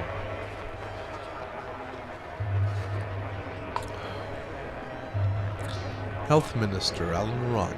That's the one. Examines marijuana plants growing in where? Flin Flon, Manitoba. Is this in one of those mines? Yeah. Health Minister Alan Rock says he has an open mind on calls to decriminalize marijuana and welcomes a coming review of the contentious matter by a Commons committee. He made the comments yesterday after touring a mine in Flin Flon, Manitoba, where the first official crop of government-sanctioned pot is being grown. The so-called medical marijuana will be made available to sick Canadians who are granted government approval to smoke it to ease pain and debilitating symptoms of various diseases. Rock said Canada's medical marijuana policy, which is far more liberal than other countries, is based on compassionate grounds, and he predicted it will eventually be matched by other nations. I am absolutely convinced we've made the right choice, we're on the right path, and we're going to improve the lives of many people. Moreover, he didn't shy away, that is, from questions over whether Canada should take an even bolder step by decriminalizing or even totally legalizing the use of marijuana for all purposes. Rock noted, the members of Parliament decided in May to establish a special committee of MPs that will begin cross-country hearings this fall, which means we will take our sweet time and make as much money as we possibly can before we actually have to damn fucking finally legalize marijuana and figure out a way how we're going to tax the shit. Of course, we will pay close attention to whatever they recommend, Rock says. I think it's a question worth examining. The committee is expected to review whether Canada's legal approach to marijuana possession should remain unchanged, whether the drug should be entirely legalized, or whether it should be decriminalized, a compromise that would ensure the use of pot remains illegal but make the penalties less severe. They might look at that option. They might look at other options, Rock said. I don't know. I've got to tell you, I've got an open mind. Okay, Mr. Rock, we'll see how open your mind is when you smoke a joint on TV. Or right here, in fact. Right here, yeah. Can we get him on? Yeah, I'd appreciate that greatly, actually, if we could somehow get our hands on him. We can kidnap him. Sure, why not? Blame it on the Chinese government.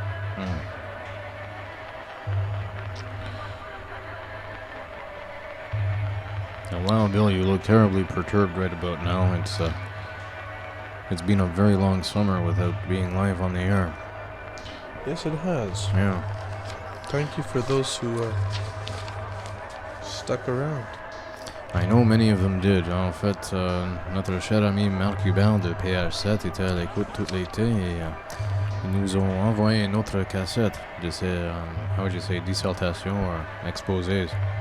We'll be getting into that a little bit later. Et aussi, je pense que je vais sacrifier la nouvelle chinoise ce soir because we have something very special. This is a radio program entitled Glenn Hauser's World of Radio.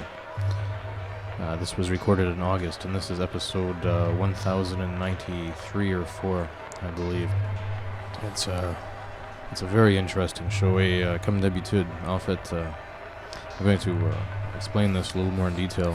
C'est parfaitement nécessaire d'avoir un stylo pour cette émission et un morceau ou deux de papier, preferably heavy paper, hemp-based, if possible. But just take the notes.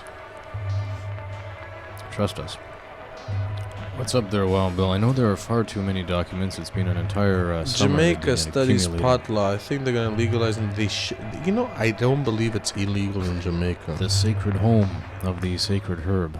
Et c'est même pas légal officiellement. Apparently, it's illegal to smoke it, but what they do to get bypass that law is they drink it.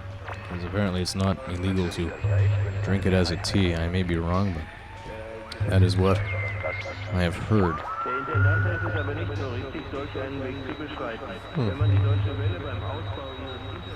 Well, in the heart of Kingston, about a dozen men stand in an open-air emporium stacking long buds of marijuana, even though the crop is illegal in Jamaica. High grade the best. Smell it. Smell it, man. High grade the best. It's a dreadlock 27-year-old. I'm doing a very, very, very poor imitation, but impression it is. Or hey, fuck off, my white boy. 27-year-old Rastafarian at the Luke Lane Market, who gives his name only as Toro, and he holds a bud in the air and beacons to a passerby. Obviously, the passerby stops and buys. Sale completed, he lights a joint of rolled marijuana and smiles. These days, he has a lot to be happy about. The Government Commission recommended this week that marijuana be legalized for personal use by adults, a move the government will likely endorse despite opposition from the United States. Good for them, which has spent millions to eradicate the crop on the Caribbean island. Marijuana's reputation among the people as the spiritual enhancing substance is so strong that it must be regarded as culturally entrenched. Good for them. The National Commission on Ganja, as marijuana is known here, also said Jamaica should allow the use of marijuana for religious purposes. How about for touristic purposes? This is important to the Rastafarian minority who worship deceased Ethiopian emperor. Oh yeah, Hamza Selassie. Yes, Haile Selassie. Haile Selassie. How do you pronounce it? As a prophet and use marijuana as a sacrament. Okay, that's where it goes. Selassie. That's it. Emperor Selassie. Prime Minister P.J. Patterson last year appointed the commission, which included academics and doctors. So far, he and elected officials have not publicly recommended on the report, or commented that is on the report, but some Mr. Smith here, an aide to Patterson, said legalization even for personal use could cause friction with the United States and violate the 1988 UN Convention against the illicit traffic in narcotic drugs and psychotropic substances. Jamaica signed the accord. Who was in power here in Canada in 1988? That sounds like it was more than likely Mr. Brian Mulroney. Yeah, that's the one. Told you, nothing fucking good at this guy. He probably signed this shit. He bent over, spread his ass cheek, and made sure that his asshole was fucking perfect size for the U.S. to penetrate. And the U.S. came. Oh, yes, they did. Fuck, man. It still hurts. You understand? It still fucking hurts. It's time for the U.S. to pay the piper. I think the U.S. should pay. Let's stone them to death. In the conventional way, yeah. They don't want marijuana, no problem. Give them rocks. They don't want marijuana, no problem. Tell them to smoke their money. There you go. Smoke your fucking crack. Eat your fucking dead meat. And I say dead meat because it was never alive. It's not even beef. It's not chicken. Ask the colonel. Them onion rings are not onion rings. Them rings alright, but they're not onion rings. French fries? No fries. It could be French though.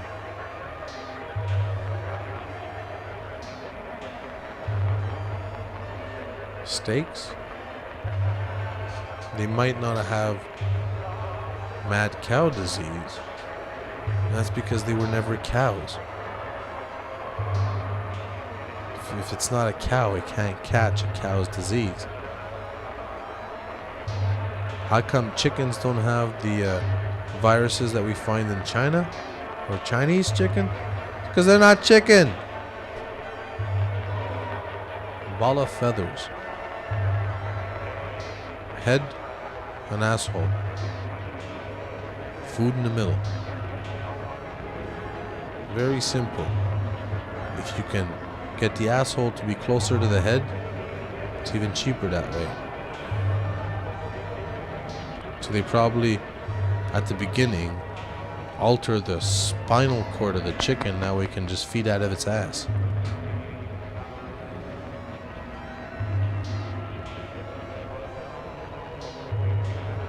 $2 special on Tuesdays, people. Have fun.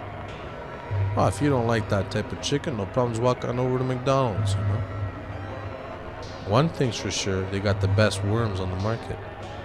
They're Bayer's worms. They're grown and harvested by the people who have brought us aspirin. Harvested. Yes. What more do you want? If you're not into that type of shit, no problem. You know, a lot of people, like women, guys and women are to blame for this. They buy makeup. Women wear makeup. What is makeup? It's dead babies. It's a bunch of fucking embryos squashed together with color. And that's why it's so soft and good for your lips. Obviously, it's human. It could even be soap for all we know. I would like to make soap out of embryos. You know what? We can have a whole bunch of Mexican women come here, and I say Mexicans because they're invading this place right now, or any of the refugees. Just line them up, and all they're going to be having is abortions. You grow the baby as much as you can, and you have it aborted. But this time you have them like you make a fat baby. Find a way to make a fat baby. Take over the world in the soap market, I'll tell you that. It's completely legal. Abortion is legal, and a fetus is not human until it pops out of that cunt. Salute. Our zany receptionist is leaving. Thank you for his attendance. C'est toujours bien. Gothic is back. Yeah, c'est notre garde de sécurité, if you will. But he's a nice guy. Yes. He'll break your head with a smile. I mean, serve you with a smile.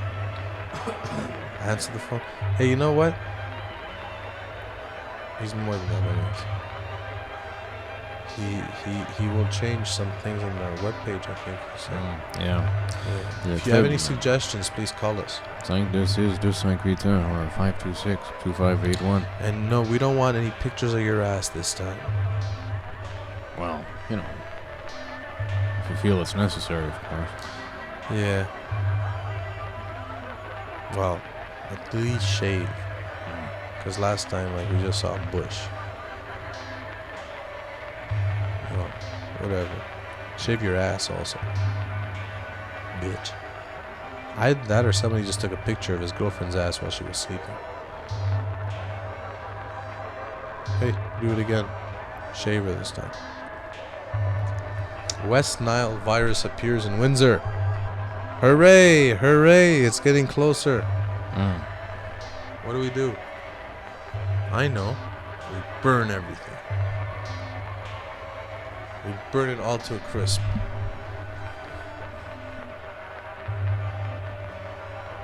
It's funny how the West Nile virus hit Canada right before a big ass drought hit. Why is it funny? I'll tell you why it's funny. It hit after. Hit after? Yeah, the drought basically fended it off for most of the summer. Then it hit as soon as it started raining again. So basically you get shallow pools where the mosquitoes breed. So it was probably the government knew about it way before the drought hit. And NASA just made sure a drought hit. Because by the way, people, don't think weather's controlled by solar system here. Huh? You're kidding yourselves. Maybe the weather on other planets, but not on ours. Ronald Reagan made sure that. And then Brian Mulroney helped them. But that's a different story.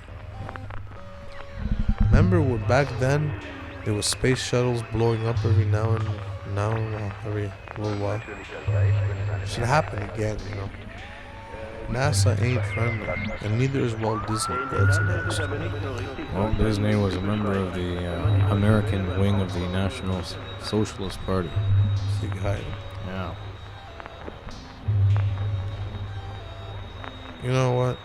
What's that? Wild Bill, qu'est-ce que vous avez à nous dire? I gotta wake up soon. Actually, I gotta go to sleep first. But that's all relative. Why do I need sleep? I can meditate for about 3 hours. And it'd be like if I have slept 12. I don't think it's sleep I need. I think it's rest. I know what I need. I need a big ass joint and a massage. Sounds good to me. It's like drinking a warm glass of milk with chocolate chip cookies. I could do that after the big joint and before the massage. Don't expect me to give the massage, dude. No problem, I got both those angles covered. Excellent. Oh, well, thanks again to members of the Falun Gong. Yeah, Monsieur Yinming Yang and Monsieur Dan Sky. And the reason I'm thanking them is because they weren't uptight. They were actually cool to talk to and did answer my questions. And if they didn't answer yours, well, you have the numbers to call, and if you don't, you have our number. So you just call now, you hear? Sorry about that. That was just a U.S. part of me coming. I've been brainwashed. I gotta go kill some fucking U.S. military personnel. Actually, no. Why military? It has to be political.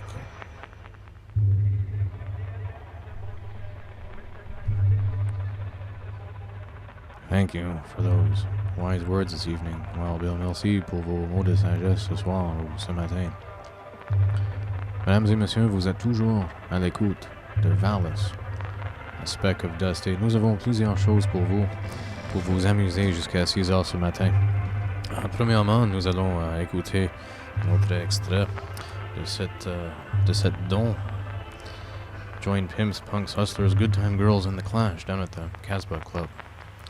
Ou de pièces, et ensuite un autre épisode de PH7 par Marc Huber. And if I can find the number, I'll give it to you here. One moment.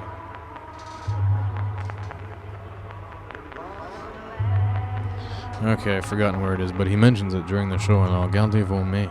En fait, sur vos stylos et sur la radio. He will give it out. PH7. Ça, c'est un épisode qui s'intitule Le nazisme, la métaphysique du tulé. This ought to be very interesting. Et aussi, pour terminer l'émission, un extrait, en fait, a whole episode of Glenn Hauser's World of Radio. Episode 1093 or 94. And for this one, you really do need to keep your pen in hand. Trust me, I did, of course. I'm much the better for it. Gardez vos mains sur la radio. And let your mind be penetrated by the beam of pink light from the vast, active, living intelligence system.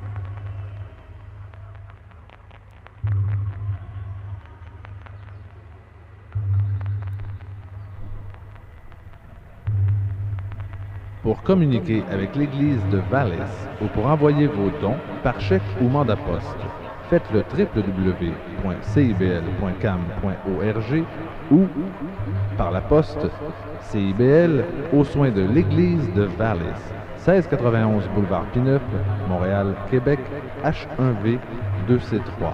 Merci.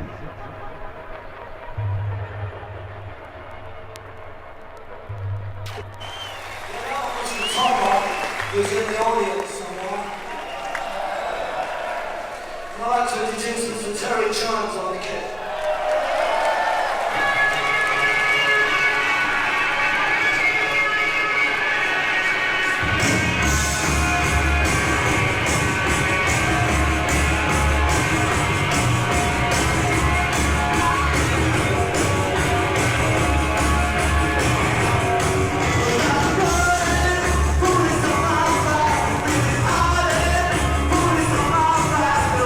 Shoes and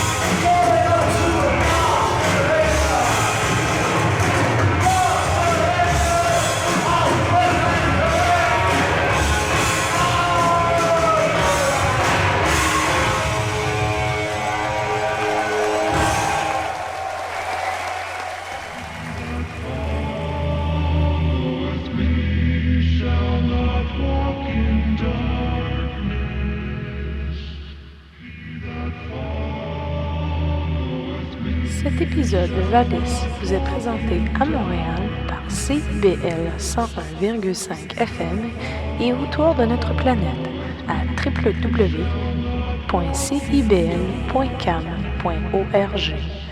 Veuillez s'il vous plaît envoyer vos dons déductibles d'impôts ainsi que vos demandes spirituelles à l'Église de VALIS. Attention, CIBL 101,5 FM, 1691 Boulevard P9 à Montréal, Québec, H1V 273.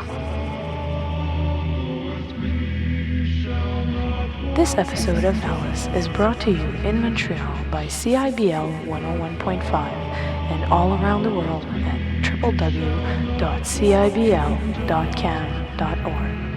Please send all tax-deductible donations as well as your prayer requests to the Church of VALIS, care of CIBL 101.5 FM, 1691 P9 Boulevard, Montreal, Quebec, H1V 2C3. Thank you.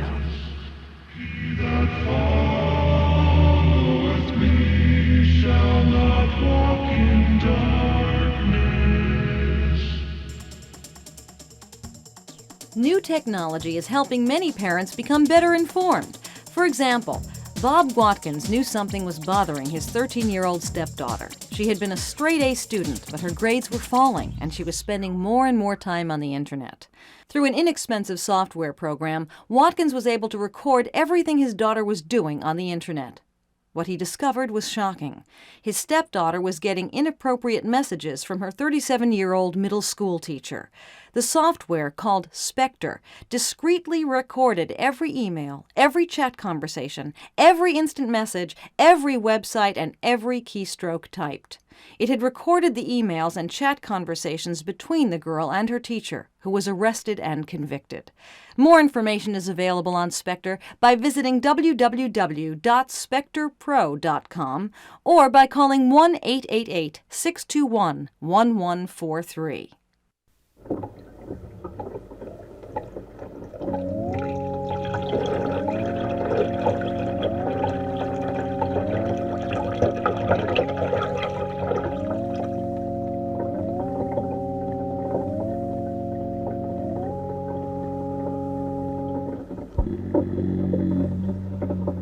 Il y a environ 4 ans, j'ai fait un rêve étrange.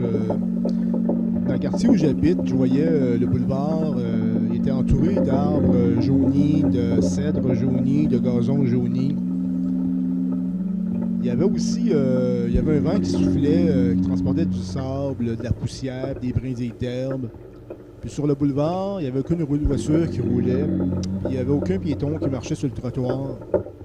En fin de compte, ce que j'avais vu, c'était des visions d'une sécheresse torride qu'on ne peut pas s'imaginer que ça arriverait ici, dans notre situation géographique. Ça, en fin de compte, ça m'a amené à réfléchir sur nos acquis, nos réputations acquises, nos acquis quand on vit dans certains territoires géographiquement avantagés, comme le Québec.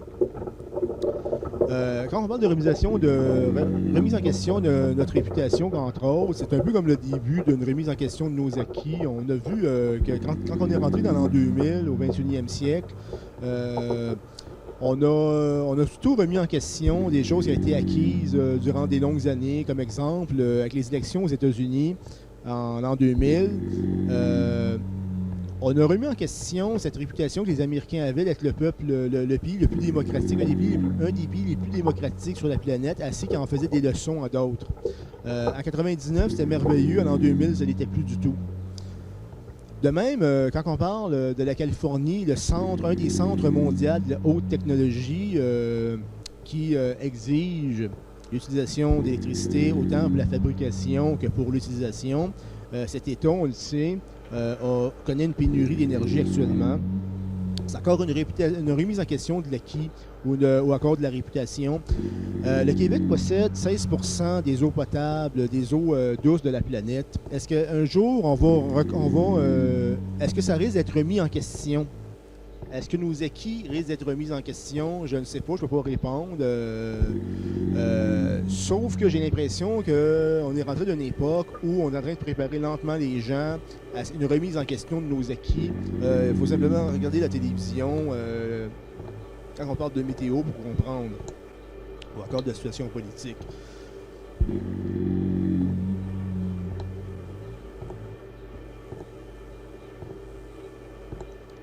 Bien sûr, moi, mon robinet coule, mais là, c'est parce que cette semaine, sur aucun rapport, on va parler de nazisme. Extrait d'un dossier, du 10e dossier, le nazisme, la fleur de la métaphysique du Tulé. Bon, le nazisme, il faut le rappeler, quand on a, dans les semaines précédentes, on a un peu abordé la question de la politique à 2 volets ou à 3 volets. La politique qui mélange politique et religion, politique et finances multinationales, qui, en fin de compte, remettent toujours en question la démocratie, que ce soit d'une façon ou d'une autre.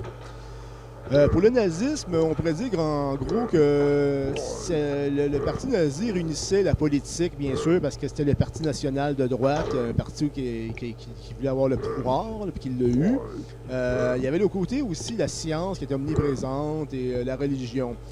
Pour la science, c'est à cause que les Allemands ont toujours, les nazis aussi ont toujours donné une importance à la technique, au développement technologique, à l'avant-garde. On sait que la qualité allemande a toujours été très importante dans tous les domaines. Quand on parle de l'Allemagne, on parle de qualité.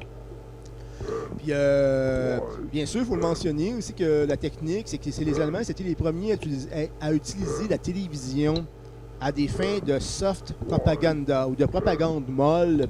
Ce qui revient à dire, c'est que la télévision est utilisée pour la première fois sur la planète pour un discours d'Adolf Hitler, puis que ça se fait d'une optique de propagande où les gens ne sont pas obligés d'avoir un pistolet sur la tempe pour écouter la télévision, mais les gens finissent par le faire par eux-mêmes, puis vont admirer le produit artistique, le montage, la musique. Ça fait que le peuple se soumet par lui-même à la contemplation de la technique parce qu'il finit par en prendre un plaisir, comme ça se passe actuellement en Amérique puis en Occident, on pourrait dire, en général. Quand on parle de religion, cette fois, je vais mentionner que le christianisme, on appelait ça, pour les nazis, on appelait ça le christianisme arien. Ça n'a pas grand rapport avec le christianisme, si ce n'était que Hitler avait un respect redoutable pour le pape et le Vatican, parce que pour lui, il préférait les avoir comme alliés que comme ennemis dans sa conquête. Puis, sauf en gros, c'est que cette religion-là comportait tous les éléments des sociétés secrètes qu'on a discuté dans les semaines antécédentes. Il y avait des bases d'égyptologie, il y avait on pourrait dire quasiment qu'il y avait du chamanisme même, il y avait de l'hindouisme, du bouddhisme, puis il y avait aussi la religion des druides, les anciens dieux germaniques. Il faut mentionner aussi, c'est que au moment, avec toute cette fonte de personnes qui tripaient sur l'ésotérisme, qui étaient dans le mouvement, dans le parti nazi au pouvoir, ou même avant, qui voulaient avoir le pouvoir dans les années 30 et 20, l'Allemagne était déjà comme prédisposée à un nouveau courant politique qui allait comprendre la religion à ses côtés. Parce que dès les années 20, il y a une immersion du Nouvel Âge à travers l'influence des médias et d'une élite de la bourgeoisie allemande. Donc, si vous aimez mieux, c'est comme si on se mettait dans le contexte actuel, c'est qu'à l'époque, les médias, les auteurs ont fait la promotion du Nouvel Âge, de l'occultisme, du spiritisme. Ils ont amené ça vers la population, un peu comme ici, on a transmis comme exemple l'horoscope dans nos médias. Si vous aimez mieux, on n'a pas fait de grève, on n'a pas fait de manifestation sur la rue Sainte-Catherine pour avoir de l'horoscope dans la presse, au Journal de Montréal. Ils l'ont fait par eux-mêmes, sans nous... Puis ils l'ont imposé, si vous aimez mieux. On est devenus des liseurs d'horoscopes à force de s'en faire distribuer. Il s'est passé la même chose avec l'Allemagne dans ces époques-là. Puis les gens se sont mariés sur des chaînes pour faire un peu comme pour s'inspirer un peu des druides anciens, des religions, des dieux germaniques, du spiritisme, tout ce qui est englobé un peu le nouvel âge actuellement. Puis en plus de ça, il y avait une croyance qui était remise en place. C'est à travers un ordre chevaleresque qui s'appelait l'ordre de Teutonique. L'ordre teutonique, qui lui, cette croyance était celle de l'émergence d'un sauveur allemand. OK.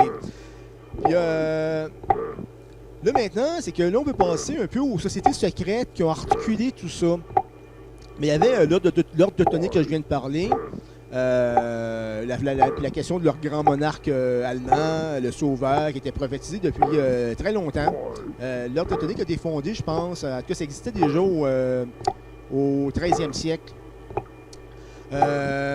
Excusez-moi, 14e siècle. Les lézards, ça, c'est une autre société secrète.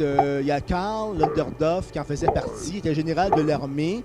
La femme de M. Ludendorff, elle était une occultiste qui appartenait à beaucoup de sociétés secrètes ou de sectes, qu'on pourrait dire, occultes, dont la fameuse société théosophique qui a donné naissance au Lucy Trust à travers Mme Bailey. On a vu que le Lucy Trust a amené beaucoup de nouvelles sectes en émergence avec les Nations Unies. Il y avait aussi l'Ordre Noir. L'Ordre Noir, dont Heinrich Miller était un des membres qui, plus tard, a formé les SS. Il a formé les SS comment? Par des exercices spirituels qui étaient inspirés des livres de Ignace de Loyola, le premier pape noir et le fondateur des Jésuites. Il y avait aussi l'OTO, l'Ordus Templis Orientis, qui avait des branches un peu partout à travers le monde, en Égypte, aux États-Unis, mais qui était s'établir aussi à Munich à travers le magicien britannique Aleister Crowley. En faisait partie Crowley, mais aussi Rudolf Hess, un proche de Gurdjieff. Gurdjieff, qui est en fin de compte un des plus grands initiés du 20e siècle, qui a rencontré Adolf Hitler, et beaucoup de nazis importants à l'époque. Il y avait aussi Hans Bubenstein, chef du second Commando 6, un rallien avant son temps. Et Jan Hanussen, l'astrologue d'Hitler, qui pratiquait la magie rouge. La magie rouge, ça veut dire qu'il y avait des sacrifices humains selon les rumeurs. Là. Puis, en fin de compte, il a été éliminé à cause de ça par la Gestapo en 1933, le fameux.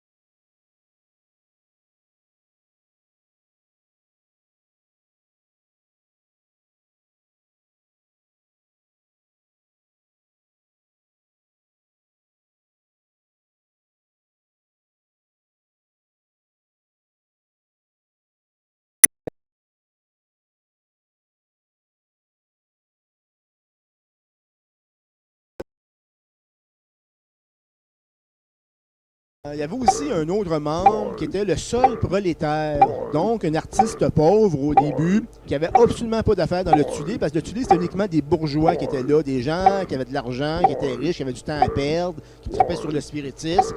Mais là, ils ont décidé d'amener avec eux autres Adolf Hitler sur l'aile de Karl Hanshofer, à cause de ses connaissances occultes, ses dons, puis ses dons d'orateur aussi. Ça fait que ce fameux personnage Adolf Hitler, avec le Tulé, il est devenu un chancelier. Ils ont réussi à faire de lui un chancelier. Un peu comme on aurait pris une poupée, un golem, pour en faire un politicien.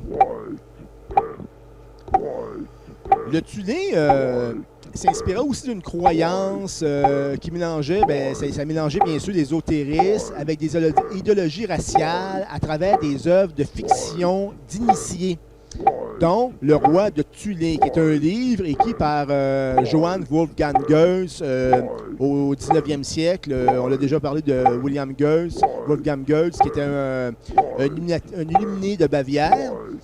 Puis aussi le fameux livre La race du futur, écrit en 1871 par Edward Bulwer Lytton. Ce livre-là traitait d'une race d'Ariens agressive vivant dans le sous-sol terrestre et qui possédait le secret du vril. Le vril, c'était une énergie qui permettait de contrôler le monde. Donc, à ce moment-là, le Tulé, c'est bien sûr, les autres croyaient qu'il y avait une race qui vivait sous la terre, qui était développée technologiquement, qui pouvait contrôler le monde. C'est ça, c'est de là aussi qu'a pris naissance certaines idéologies raciales, comme quoi que cette race-là, en s'inspirant de l'archéologie, premièrement, cette race-là aurait dû se réfugier sous terre suite à un cataclysme il y a environ 9000 ans. Une partie de cette race-là se serait réfugiée sous terre, puis une autre partie serait restée à la surface par la suite, serait remontée à la surface pour initier des gens à une religion de l'éveil qui, supposément, d'après les nazis, était le bouddhisme. Puis que ces gens-là auraient laissé, les Ariens du Tulé, auraient laissé derrière eux le svastika. Puis aussi, on aurait trouvé des crânes brachycéphales, donc des crânes un peu plus carrés que la moyenne des gens, qui étaient en fin de compte les crânes de ces fameux Ariens. Donc, pour eux, il y avait comme des traces archéologiques, comme quoi qui précisaient que les gens du Tulé avaient participé activement au développement de certaines civilisations, dont l'Inde, le Tibet, entre autres, à travers des religions d'éveil. Mais que ces gens-là n'avaient jamais été en Afrique, parce qu'on ne trouvait pas de svastika en Afrique, ni de crâne brachycéphale. Mais à travers toutes ces croyances très étranges, dont, entre autres, comme exemple, il y avait une autre qui citait que le Tulé vivrait près de l'Antarctique. Ça fait que la raison pour laquelle les Allemands se sont envoyés beaucoup de soldats en Antarctique, ils cherchaient une entrée pour aller dans le centre de la Terre, supposément des affaires qui n'ont pas d'allure, là, vraiment. Là. Sauf que les autres le croyaient vraiment, là, pour des raisons qu'on ne connaîtra jamais. Parce qu'il faut noter que des gars comme Gustave Rudolf Hess a été enfermé en prison. Il est mort en prison. Il a enfermé toute sa vie en prison, mais il n'y a jamais eu de personne autour de lui, comme s'il ne devait pas parler à des gens pour transmettre des informations qui ne devaient pas être connues par la population. Mais ça, on ne saura jamais la vérité. Pour la raison, c'est qu'on a procédé de cette façon pour empêcher les nazis de répandre des nouvelles à la population, de bouche à oreille, si vous aimez mieux. OK, le Tulé aussi, c'est que on sait bien qu'il y avait de l'occultisme derrière ça. Eux autres, leur trip, c'est la transe puis le channeling, ou le channeling qui est utilisé actuellement, qui leur a permis de contacter des extraterrestres. Comme on disait, c'est que ces gens-là auraient aussi seraient fait donner une technologie à travers des pratiques psychiques. Ça, c'est bien normal, parce que, comme exemple, si vous prenez une ménagère qui fait du channeling, elle va recevoir des recettes de pâtés chinois ésotériques, parce qu'un physicien, lui, risque de recevoir des théorèmes ou des calculs mathématiques par transe. Ça fait qu'il va finir, toutes les deux vont finir par trouver un engouement à leur pratique, puisqu'ils vont y trouver des éléments à réflexion.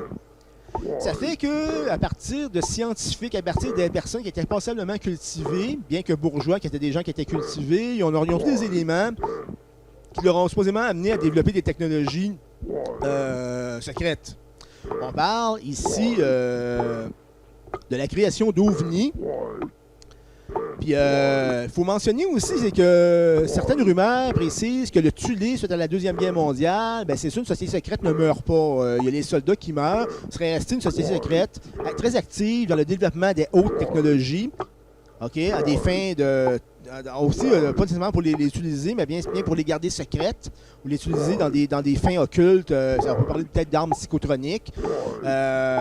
Que cette société secrète du Tulé utiliserait les mêmes moyens qu'ils utilisaient avant la Deuxième Guerre mondiale, donc des scientifiques qui seraient des êtres psychiquement, qui auraient des dons psychiques comme la télépathie ou bien médium. Là-dessus, j'aimerais simplement mentionner une anecdote, c'est qu'il y a quelques années, après les événements de l'OTS, il y avait la radio AM CKAC, Paul Arcan, qui avait invité un monsieur de Hydro-Québec qui devait expliquer une raison, je pense que c'était une annonce pour le recrutement d'employés, d'ingénieurs ou de techniciens qui avaient des dons, qui étaient des êtres, comment on dit ça, c'est intuitifs, qui auraient eu des dons comme exemple de contact télépathique ou des dons de médium. Le monsieur, bien sûr, s'est défendu parce que Hydro-Québec, dans ce temps-là, ça planait pas fort. L'OTS venait d'arriver. Il avait été passablement écorché. Puis le monsieur en question, il s'est défendu. Voyons, on n'a pas fait ça. On a simplement demandé des gens intuitifs parce qu'on va avoir des ingénieurs et des techniciens intuitifs. On trouve qu'ils sont meilleurs. Mais le monsieur a fait un méchant lapsus à la radio qui m'a fait rire parce qu'il venait comme de se dévoiler. À place de parler d'emploi antérieur, le monsieur a dit vie antérieure. Donc, ça laissait un peu douter que le monsieur en question n'était pas nécessairement quelqu'un qui était très, qui ne croyait pas, comme exemple, il devait croire à l'incarnation au moins. Là. Bien sûr, c'est que là, le temps passe, même si l'eau continue à couler. Est-ce que toutes ces affaires-là, c'est vrai? En fin de compte, est-ce que c'est vrai que les nazis fabriquaient des ovnis? Moi, je ne peux pas le dire, je ne sais pas. Mais une affaire qui est certaine, c'est que le nazisme a été... on sait que ça a été fondé par des croyances ésotériques et par une forme de médium, d'initiés, d'astrologues, de magiciens, d'homéopathes, de voyants et de satanistes. OK? Est-ce que tout ça, c'est mort avec le nazisme? Bon, précisons, c'est que la CIA a été fondée à partir des cendres du nazisme. Précisons aussi qu'après la Deuxième Guerre mondiale, plusieurs contactés ont vu des ovnis allemands avec des êtres ariens qui les pilotaient. On parle ici d'Adamski, qui a reçu un passeport international du gouvernement américain, mais il semblerait que c'était la CIA et non le gouvernement à Washington. Parce que la CIA a le droit d'attribuer des passeports. Ils ont même protégé des nazis de cette façon-là en donnant des passeports sans que le gouvernement américain soit au courant.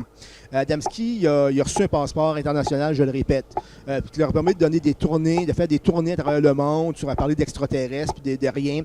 Il y a aussi Owen Menger, puis il y a aussi Cynthia Appleton, qui lui avait vu une Anglaise, qui avait vu des Ariens descendre d'un appareil similaire à Adamski ou encore à l'année Boudeux que les Allemands auraient fabriqué dans les années 40.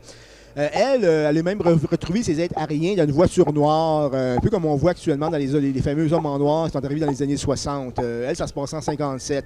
Avec donc, tous ces ariens-là, ils rappelaient un peu la philosophie nazie, autant politique que mystique. Un peu à côté, il faut rappeler que Ron Hubbard, le fondateur de l'Église de la Scientologie, a été témoin d'une observation de cigares volants en 1946 qui ressemblait beaucoup aux cigares de volant qu'Adamski aurait prétendu voir à l'entour de la Terre. Pas Adamski, mais Ron Hubbard était un membre de l'OTO de Los Angeles, l'Ordre Templis Orientis de Los Angeles, et un nazi dans les années 30, qui ont beaucoup d'Américains et même de Canadiens. C'est l'OTO de Los Angeles qui aurait donné, selon des rumeurs, que je pense que Jacques Vallée avait écrit un peu là-dessus, c'est qu'il aurait donné naissance à l'ordre de Melchizedek qui, en 1910 et 1911, aurait permis d'écrire le début de la Bible d'Urantia à travers un membre médium qui faisait de l'écriture automatique. L'ordre de Melchizedek français, là, on ne parle plus de Los Angeles puis de la Bible d'Urantia, mais l'ordre de Melchizedek français utilisait, encore selon M. Vallée, utilisait les mêmes symboles Vastica et l'étoile de David réunis ensemble que le contacté Raël avec son mouvement raélien des premières heures avant qu'il modifie son logo en 92. Puis en fin de compte, il faut juste noter que Raël, avec sa religion raélienne, qui est une religion officiellement reconnue actuellement, c'est celui qui relie le plus la philosophie de l'amour libre de Ernst Bernstein, le nazi et membre de l'OTO de Munich. Puis il faut rappeler aussi que derrière les rapts aux États-Unis qu'on laisse croire qu'ils se passent de façon paranormale, où les gens flottent puis se dirigent vers des vaisseaux, puis ils ont perdu la mémoire. Il apparaîtrait supposément des fœtus ariens, donc des êtres blonds aux yeux bleus avec des têtes un peu plus grosses. Puis aussi, on a beaucoup de difficultés à savoir s'il y a beaucoup de ravis noirs, de races noires. J'ai beaucoup de difficultés à avoir les chiffres. Et je pense que c'est environ les seuls chiffres qui sont capables de me fournir. Puis qui sont des gens de race noire victimes d'expériences génétiques. En fin de compte, tout ça nous ramène un peu Parce que quand on parle que ces ravis-là se sont transformés psychiquement et physiquement, ceci nous rappelle le besoin de transmuter l'être humain qui prétendait être nécessaire, le satanisme d'Erich Eckhart, membre du Tulé. Est-ce qu'actuellement, ces expériences-là sont une voie vers un être, une sixième race que d'Erich Eckhart souhaitait? Je ne le sais pas.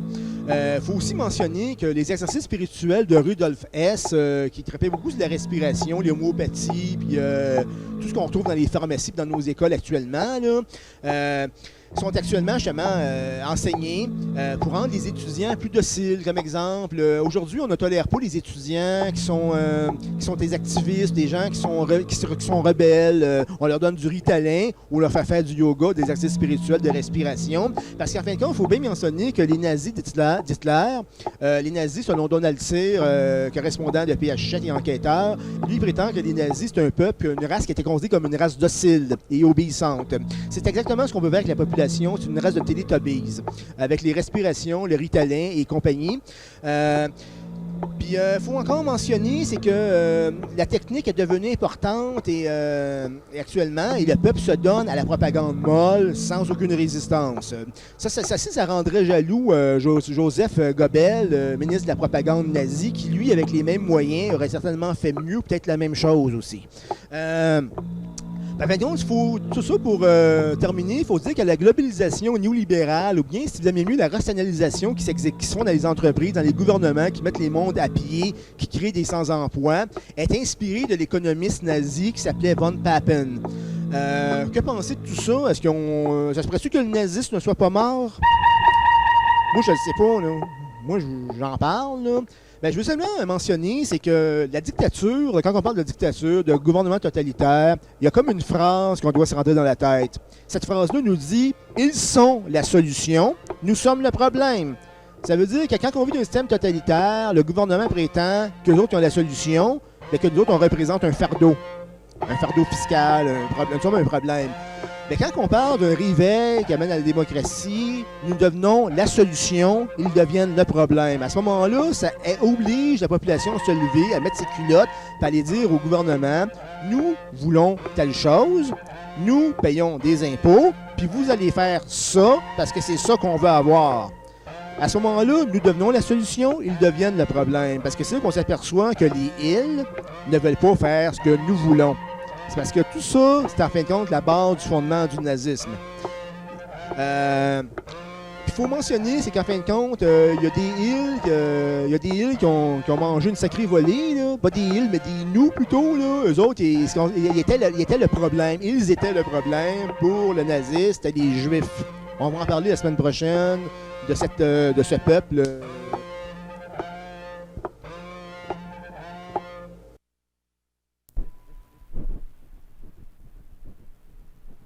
Pour communiquer avec l'Église de VALIS ou pour envoyer vos dons par chèque ou mandat poste, faites le www.cibl.cam.org ou par la poste CIBL aux soins de l'Église de VALIS, 1691 boulevard P9, Montréal, Québec, H1V 2C3.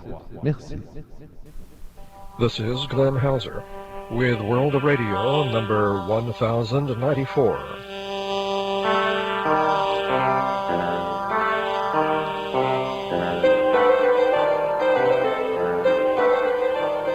World of Radio is a listener-supported public service program about communications around the world, primarily shortwave broadcasting.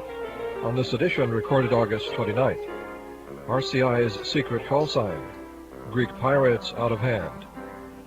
Turkey drops music channel, China's new relay frequencies, all about Voice of the Lord. New Biafran clandestine, still hope for St. Helena QSL, Latin American DX News, and the Propagation Outlook. First of all, our best get-well-quick wishes to Alan Weiner of WBCQ. Pete Bentley in West Virginia heard it announced on the station last week that he would have to go in for cancer surgery. And this took place on August 27th. I've talked to Alan since, and he says he's doing fine and should be home quite soon. The erstwhile WEVD 1050 in New York is almost done. I've been listening to some of their late evening talk programs discussing the situation. Starting September 1st, Disney will be programming that outlet with ESPN. New Yorkers are also concerned about a change in the ownership or management of WNYE 91.5 from the school board to WNYC. A number of items about this are in DX Listening Digest number 1-116. It's been carrying a fair amount of brokered programming for minority groups in various languages, as well as lots of French from Radio France International, and a bit of BBC overnight. The people who enjoy those various segments are not looking forward to the change, not including Steve Coletti, who has some personal experience. There's some friends who've worked with WNYE, and he says it'll be quite an improvement under the control of WNYC. I've always found the personal public radio players an obstruction and far too commercial, not really appropriate for public radio stations, and I hope this is the start of a trend, because KOSU here in Oklahoma has announced that starting September 1st they're doing away with the personal public radio and the so-called side streams of various other music formats to concentrate on their own one single format. Ricky Long in Quebec says, I believed that Sackville had 7 shortwave transmitters plus another one for CBC North Quebec, but they're using no fewer than 11 frequencies in the 01 to 02 UT time period. And he goes on to list them all: 6 for RCI, 1 for CBC, 1 each for CRI, Deutsche Welle, Netherlands, and Vietnam. And 9 of these frequencies are using a power of 250 kilowatts, the other 2 100 kilowatts. How is this possible? It's clearly more than the published capacity of the Sackville station. Later he found the answer himself by dredging up an article from April 1999 in the local Sackville paper called Tantramar.com by Terry Dobson about adding some new transmitters, in fact 2 new 250 kilowatt transmitters at that time at the Sackville plant.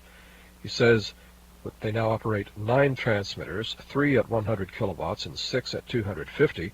The addition of 2 new transmitters will bring to 10 the number of operational transmitters, as one of the older, less powerful ones will be shut down. However, as Ricky says, it appears that RCI did not in fact trash the old 100 kilowatt unit, so it's possible for them to have 11 frequencies at the same time. Perhaps the decision was monetary. Keeping the 11th transmitter means they can sell more airtime. Ricky also forwards a license from the CRTC about a license renewal for the Sackville, New Brunswick station of Radio Canada International. It lasts until August 31st, 2008, starting September 1st, 2001. Strange thing is, they refer to this station as CKCX. Now, I recall back in the 60s when each RCI, or I should say CBC International Service Frequency, had its own call sign, that CKCX was one of those. Without searching through the records, I think maybe it was the 15190 frequency. But anyhow, and now as far as the CRTC is concerned, that call sign applies to Sackville in general, all 11 transmitters, so we can now refer to RCI as CKCX. On the SW programs list, Simon Hicks in the UK has some news of BBC Radio 4, which can be heard on longwave, VHF, satellite, and on the Internet, if copyright permits. Starting Saturday, September 1st, there's a tribute to the late Douglas Adams. That's at 0930 UT. And then beginning Wednesday the 5th, a repeat of all 12 episodes of Hitchhiker's Guide to the Galaxy at 1730 UT on Wednesdays. And he tells us about Dead Ringers, a satire impersonation program on UK and world current affairs. He calls it the best BBC radio comedy program for some time, and it also won the UK Radio Academy Sony Award. But it does require some basic knowledge of UK current affairs to appreciate it. It's on Fridays at 1730 UT, repeated Saturdays at 1130 on BBC Radio 4. And BBC listeners on the web may sigh in relief, because on the SW programs list, John Towns forwards a story from The Guardian, August 27th. BBC backs away from charging online users fees. The logistics would make it near impossible to implement. Some pertinent comments about BBC dropping shortwave to North America from Ralph Brandy, who runs the SaveBBC.org site. These appeared in the SW programs list. Remember, we're talking about an organization that until very recently spent 100 kilopounds per year on cookies. We're talking about an organization with a yearly budget of 183 megapounds. An organization that's getting an increase in funding of 64 megapounds over the next 2 sesquiyears. We're talking about an organization that spends almost 300 kilopounds on the salary of one person, Mark Byford. An organization that spent 600 kilopounds paying off 4 executives to leave. £500,000 is peanuts out of this. The argument that it isn't economic to spend less than 0.5% of their budget on reaching a very influential audience is bull. They're not reaching more with less, they're reaching less with less, and having far less impact. But the way they measure their numbers, they'll never know. Well, unless someone tells him, Ralph Brandy will never know. I've quoted him because he says he never listens to World Radio or reads DX Listening Digest. Walt Summoneve in Victoria, BC reports hearing the Dutch pirate called Radio Enterprise Slant Bandonica, August 26th, fading in from 0440, fade out around 0616, but never very strong, on 11484.8. A few hundred kilometers to the south in Portland, Oregon, Don Nelson was also listening. He measured it on 11484.93 variable and says for him the levels were very good, S5 or 6, between 0530 and 0600. They were reportedly running 200 watts. The International Radio Exhibition in Berlin was the occasion for some more tests of digital transmissions. Kai Ludwig in Germany says some postings on the ADX list indicates that the DRM outlet on 855 kilohertz causes rather severe problems within Berlin. Reportedly, all the way from 774 to 936 is spoiled, even with professional receivers. Following the first anniversary of the fire which severely damaged the Ostankino broadcast tower in Moscow, BBC Monitoring has rounded up several Russian press reports about this, including one from the newspaper Kommersant of August 27th. It's exactly a year since the Ostankino tower burnt down. As a result of the fire, Moscow and the region were without TV for a week. Broadcasting gradually resumed. Restoration work has been in progress for a year, slowly and lethargically, because the construction workers have no money. Since January, experts have removed damaged hawsers from the tower, installed a temporary hoist, purchased 120 new hawsers, and suspended them inside the tower. But they've not yet managed to fix them in place. Not one of the elevators has been restored either. A competition for elevator purchase and installation was to take place in May, but was postponed indefinitely. Gostroy has no money. There was no money written into the 2001 budget for restoring the tower, and last year they received only 50 megarubles, intended to finance the remaining work out of a $40 mega European bank loan. Negotiations began at the end of last year, but were not successful. But Gostroy now plans to complete the repair work in 2004. BBCM also has a story from Argumenty I Fakti in Moscow about Voice of Russia being confident of its future, despite all the cuts they've had to make. In the last 6 months, they have added a new editorial department called Commonwealth. Its airtime has built up to 7 hours a day. As of next year, they want to broadcast to the republics of Central Asia and Transcaucasus in their languages. There's a large Russian-speaking population in Belarus, Ukraine, and the Baltics, so for the time being, they're continuing to those countries in Russian only. This was an interview with Господин Andreev about this situation. He says it's no secret that in some republics, Mayak has simply been switched off, whereas our shortwave broadcasts are virtually impossible to switch off. They can be jammed the way Voice of America was jammed at one time, but this is very expensive. September 1st is the deadline for Vatican Radio to comply with Italy's strict RF emissions regulations, meaning cutbacks in their services broadcast from Rome itself. Kai Ludwig has confirmation that they're going to start using the transmitter in southern France at Roumoules on 1467 kilohertz, at least for the German service at 1820 to 1840. Bad news for medium-wave DXers inside Portugal, but good news for those elsewhere. BBC Monitoring got from the Publico website in Lisbon, August 24th. A new law forces all national radio stations to broadcast 24 hours a day. Via Mike Baraclough, a report from Rumen Pankov in Bulgaria says, "Where are the Greek authorities? A big pirate radio station expansion. Several Greek pirates were observed around these frequencies between 19 and 22 UT, August 19th. Some fundamentals, some harmonics. 1620 to 1850, 3240 to 3700. And also on 2970, 3095, 4855, and 6825. Also he heard 2 Yugoslavian pirates after a long absence on 1780 and 1810 kHz, plus their second harmonics. A favorite frequency for North Americans to listen to great Turkish music has been unexpectedly closed down. George Poppin forwards this news from Sidef Somaltin, International Technical Relations at TRT. As of 23 August at 2200 UT, we canceled the transmission on 9445. The reason is energy saving because of financial problems. The other transmissions continue on 9460 and 11885. And the observers in Bulgaria say the time period when 9445 has been closed down is 2100 to 0655. Some news of Kurdish clandestine monitoring by Rumen Pankov. The station, freely translated as the Voice of the Free Socialist Iranian Kurdistan, or Radio Liberty, its pro-communist, is heard on new 4600, parallel to 6815, the latter with distorted sound, August 16th at 1700 until closed down at 1800 UT in Kurdish and Persian. They play the communist hymn, the International, sung in Russian. And another one at Radio Kurdistan is back on the air on 4130, August 16th in Kurdish and Arabic, from sign-on at 1843 until sign-off at 2007.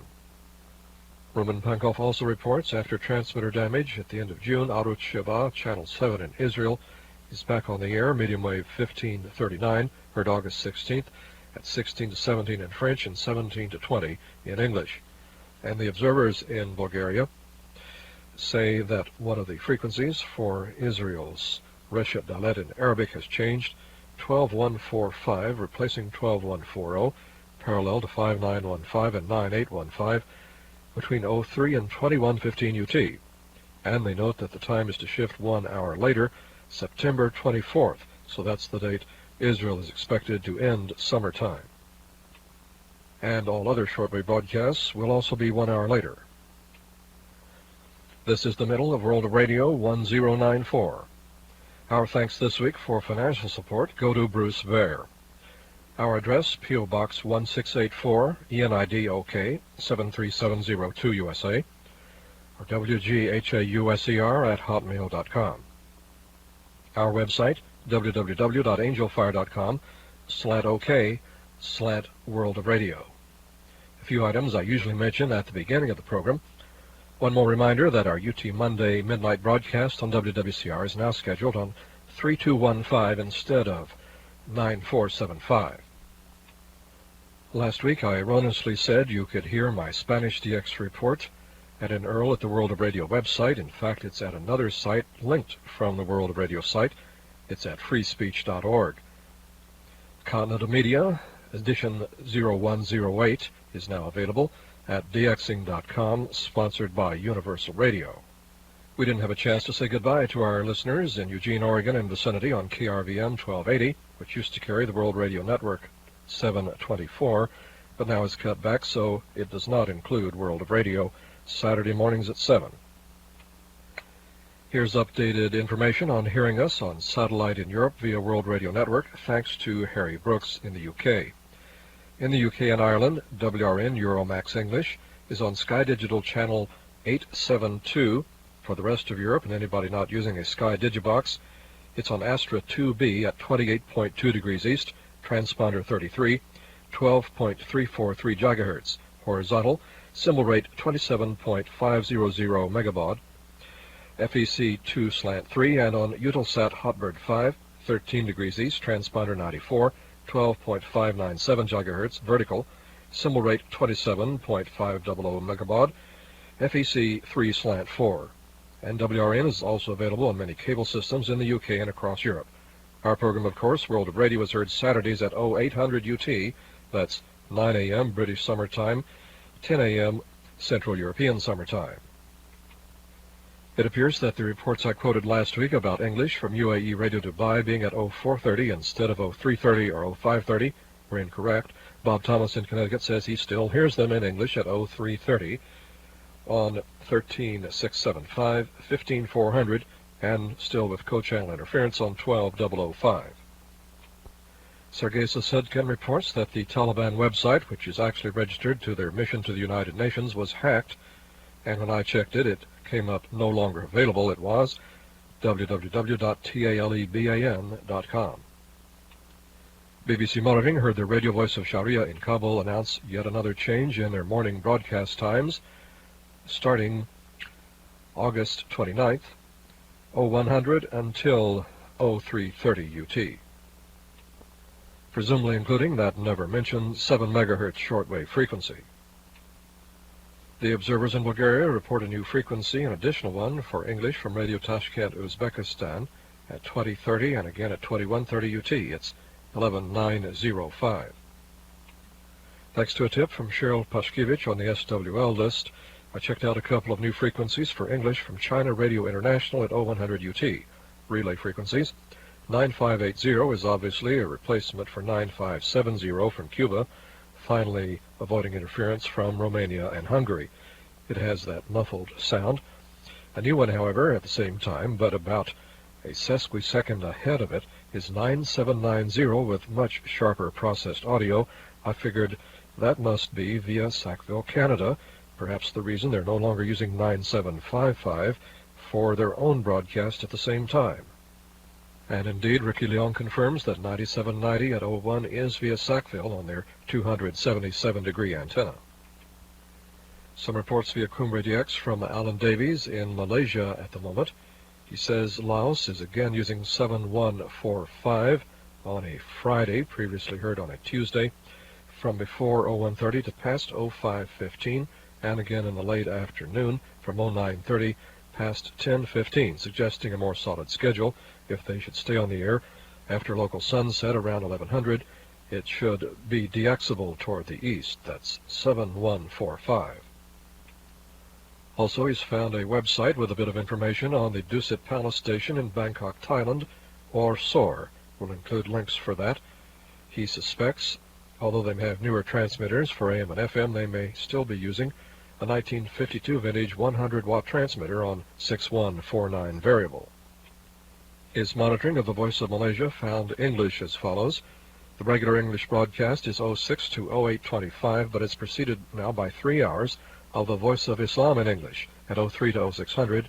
All of these are on 6175 and 9750 to Indonesia and 15295 for Australia and New Zealand. Paul Santos in the Philippines tells DX Listening Digest, besides listening to English from Radio Kuwait, I also listen to their Tagalog language program, Radio Pinoy, from 10 to 12 UT on 17885. The SIO is 333 in Quezon City. The format is similar to what I hear on medium wave stations in Metro Manila, a little slice of home for my fellow compatriots in Kuwait and the rest of the Middle East. Following up last week's report about Voice of the Lord on 15750 until 1959 UT, Paul Ormandy got the correct email address, and both he and I wrote to the station and got a reply from Maria Luisa Albert, or Marisa. I asked her a number of questions about it, and she explains that KAF stands for Kol Adonai Foundation, which is Hebrew for Voice of the Lord, an independent broadcast ministry airing on High Adventures frequencies. The programs are canned in Manila, as she puts it, and sent to High Adventures in Jerusalem for airing, emanating from there via shortwave in Germany. Dr. Hans-Jörg Wiener in Germany, who specializes in religious broadcasting, investigated it much further. His report appears in DX Listening Digest number 116. The announcement I heard referred to 9772, but that's not a shortwave frequency. It's the number of a satellite channel in a U.S. bouquet of Christian satellite radio channels, including WYFR, LaC, and others. NBCDX Barry Hartley in New Zealand says there are rumors of another strike at Radio New Zealand the weekend of September 1st and 2nd.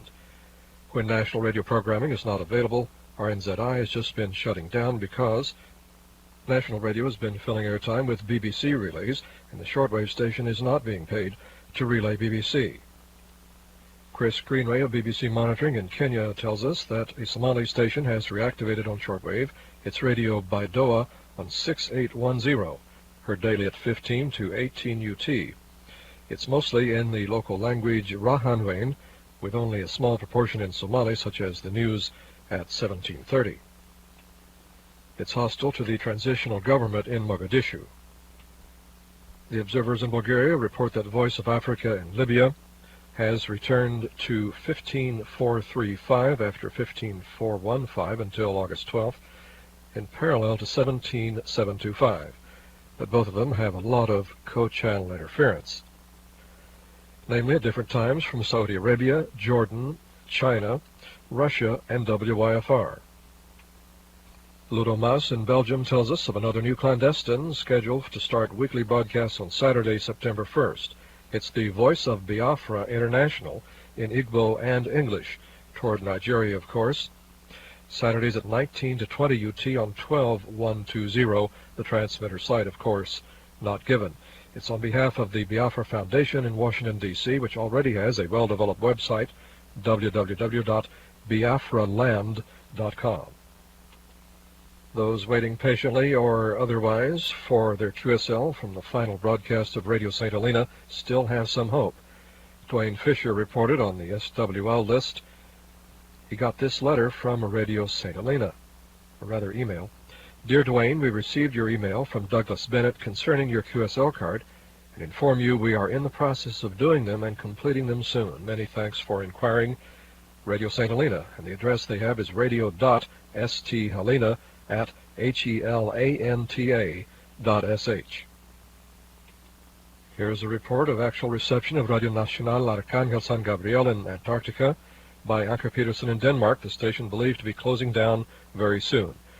He heard them August 23rd at 1810 until sign-off at 2100 UT, a weak signal on 15475.6, but improving in the last hour to a SINPO of 25222, however drowned out by Radio Salama during the middle hour, 19 to 2000. In the Australian Radio DX Club, Victor Castaño in Uruguay gives the schedule for shortwave stations there, which are active.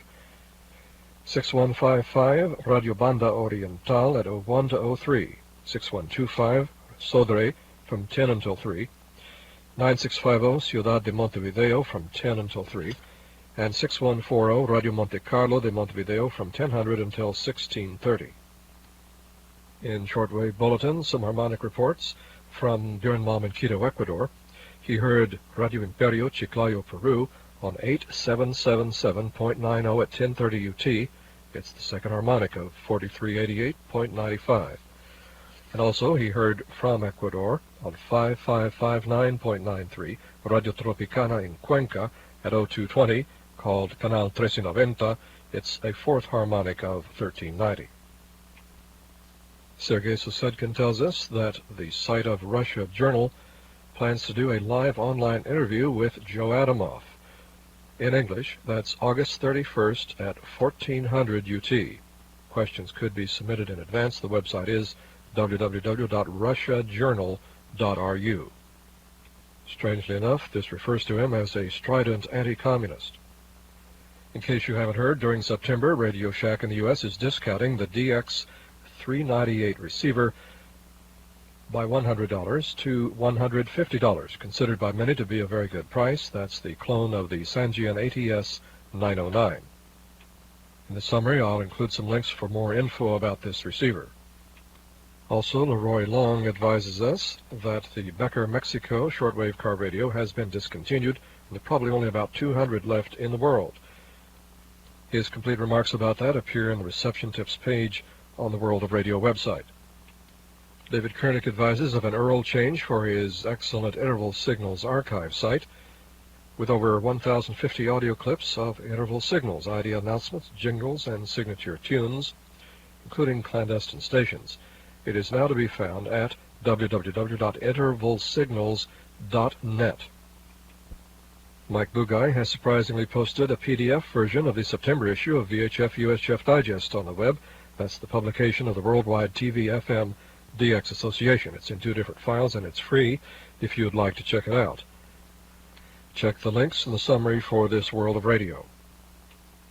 In Cumbre DX, Don Nelson in Oregon complained about interference to RRI Fak on 4789.15 from what are called sweepers. Hans Johnson replies, sweepers are radars used for studying ocean currents and waves. The ones in this part of the spectrum are the longer range models with a 25 kilohertz bandwidth. I know of sites in Oregon, California, and New Jersey. 4775 to 4800 kilohertz is heard daily in Wyoming and is a real pest.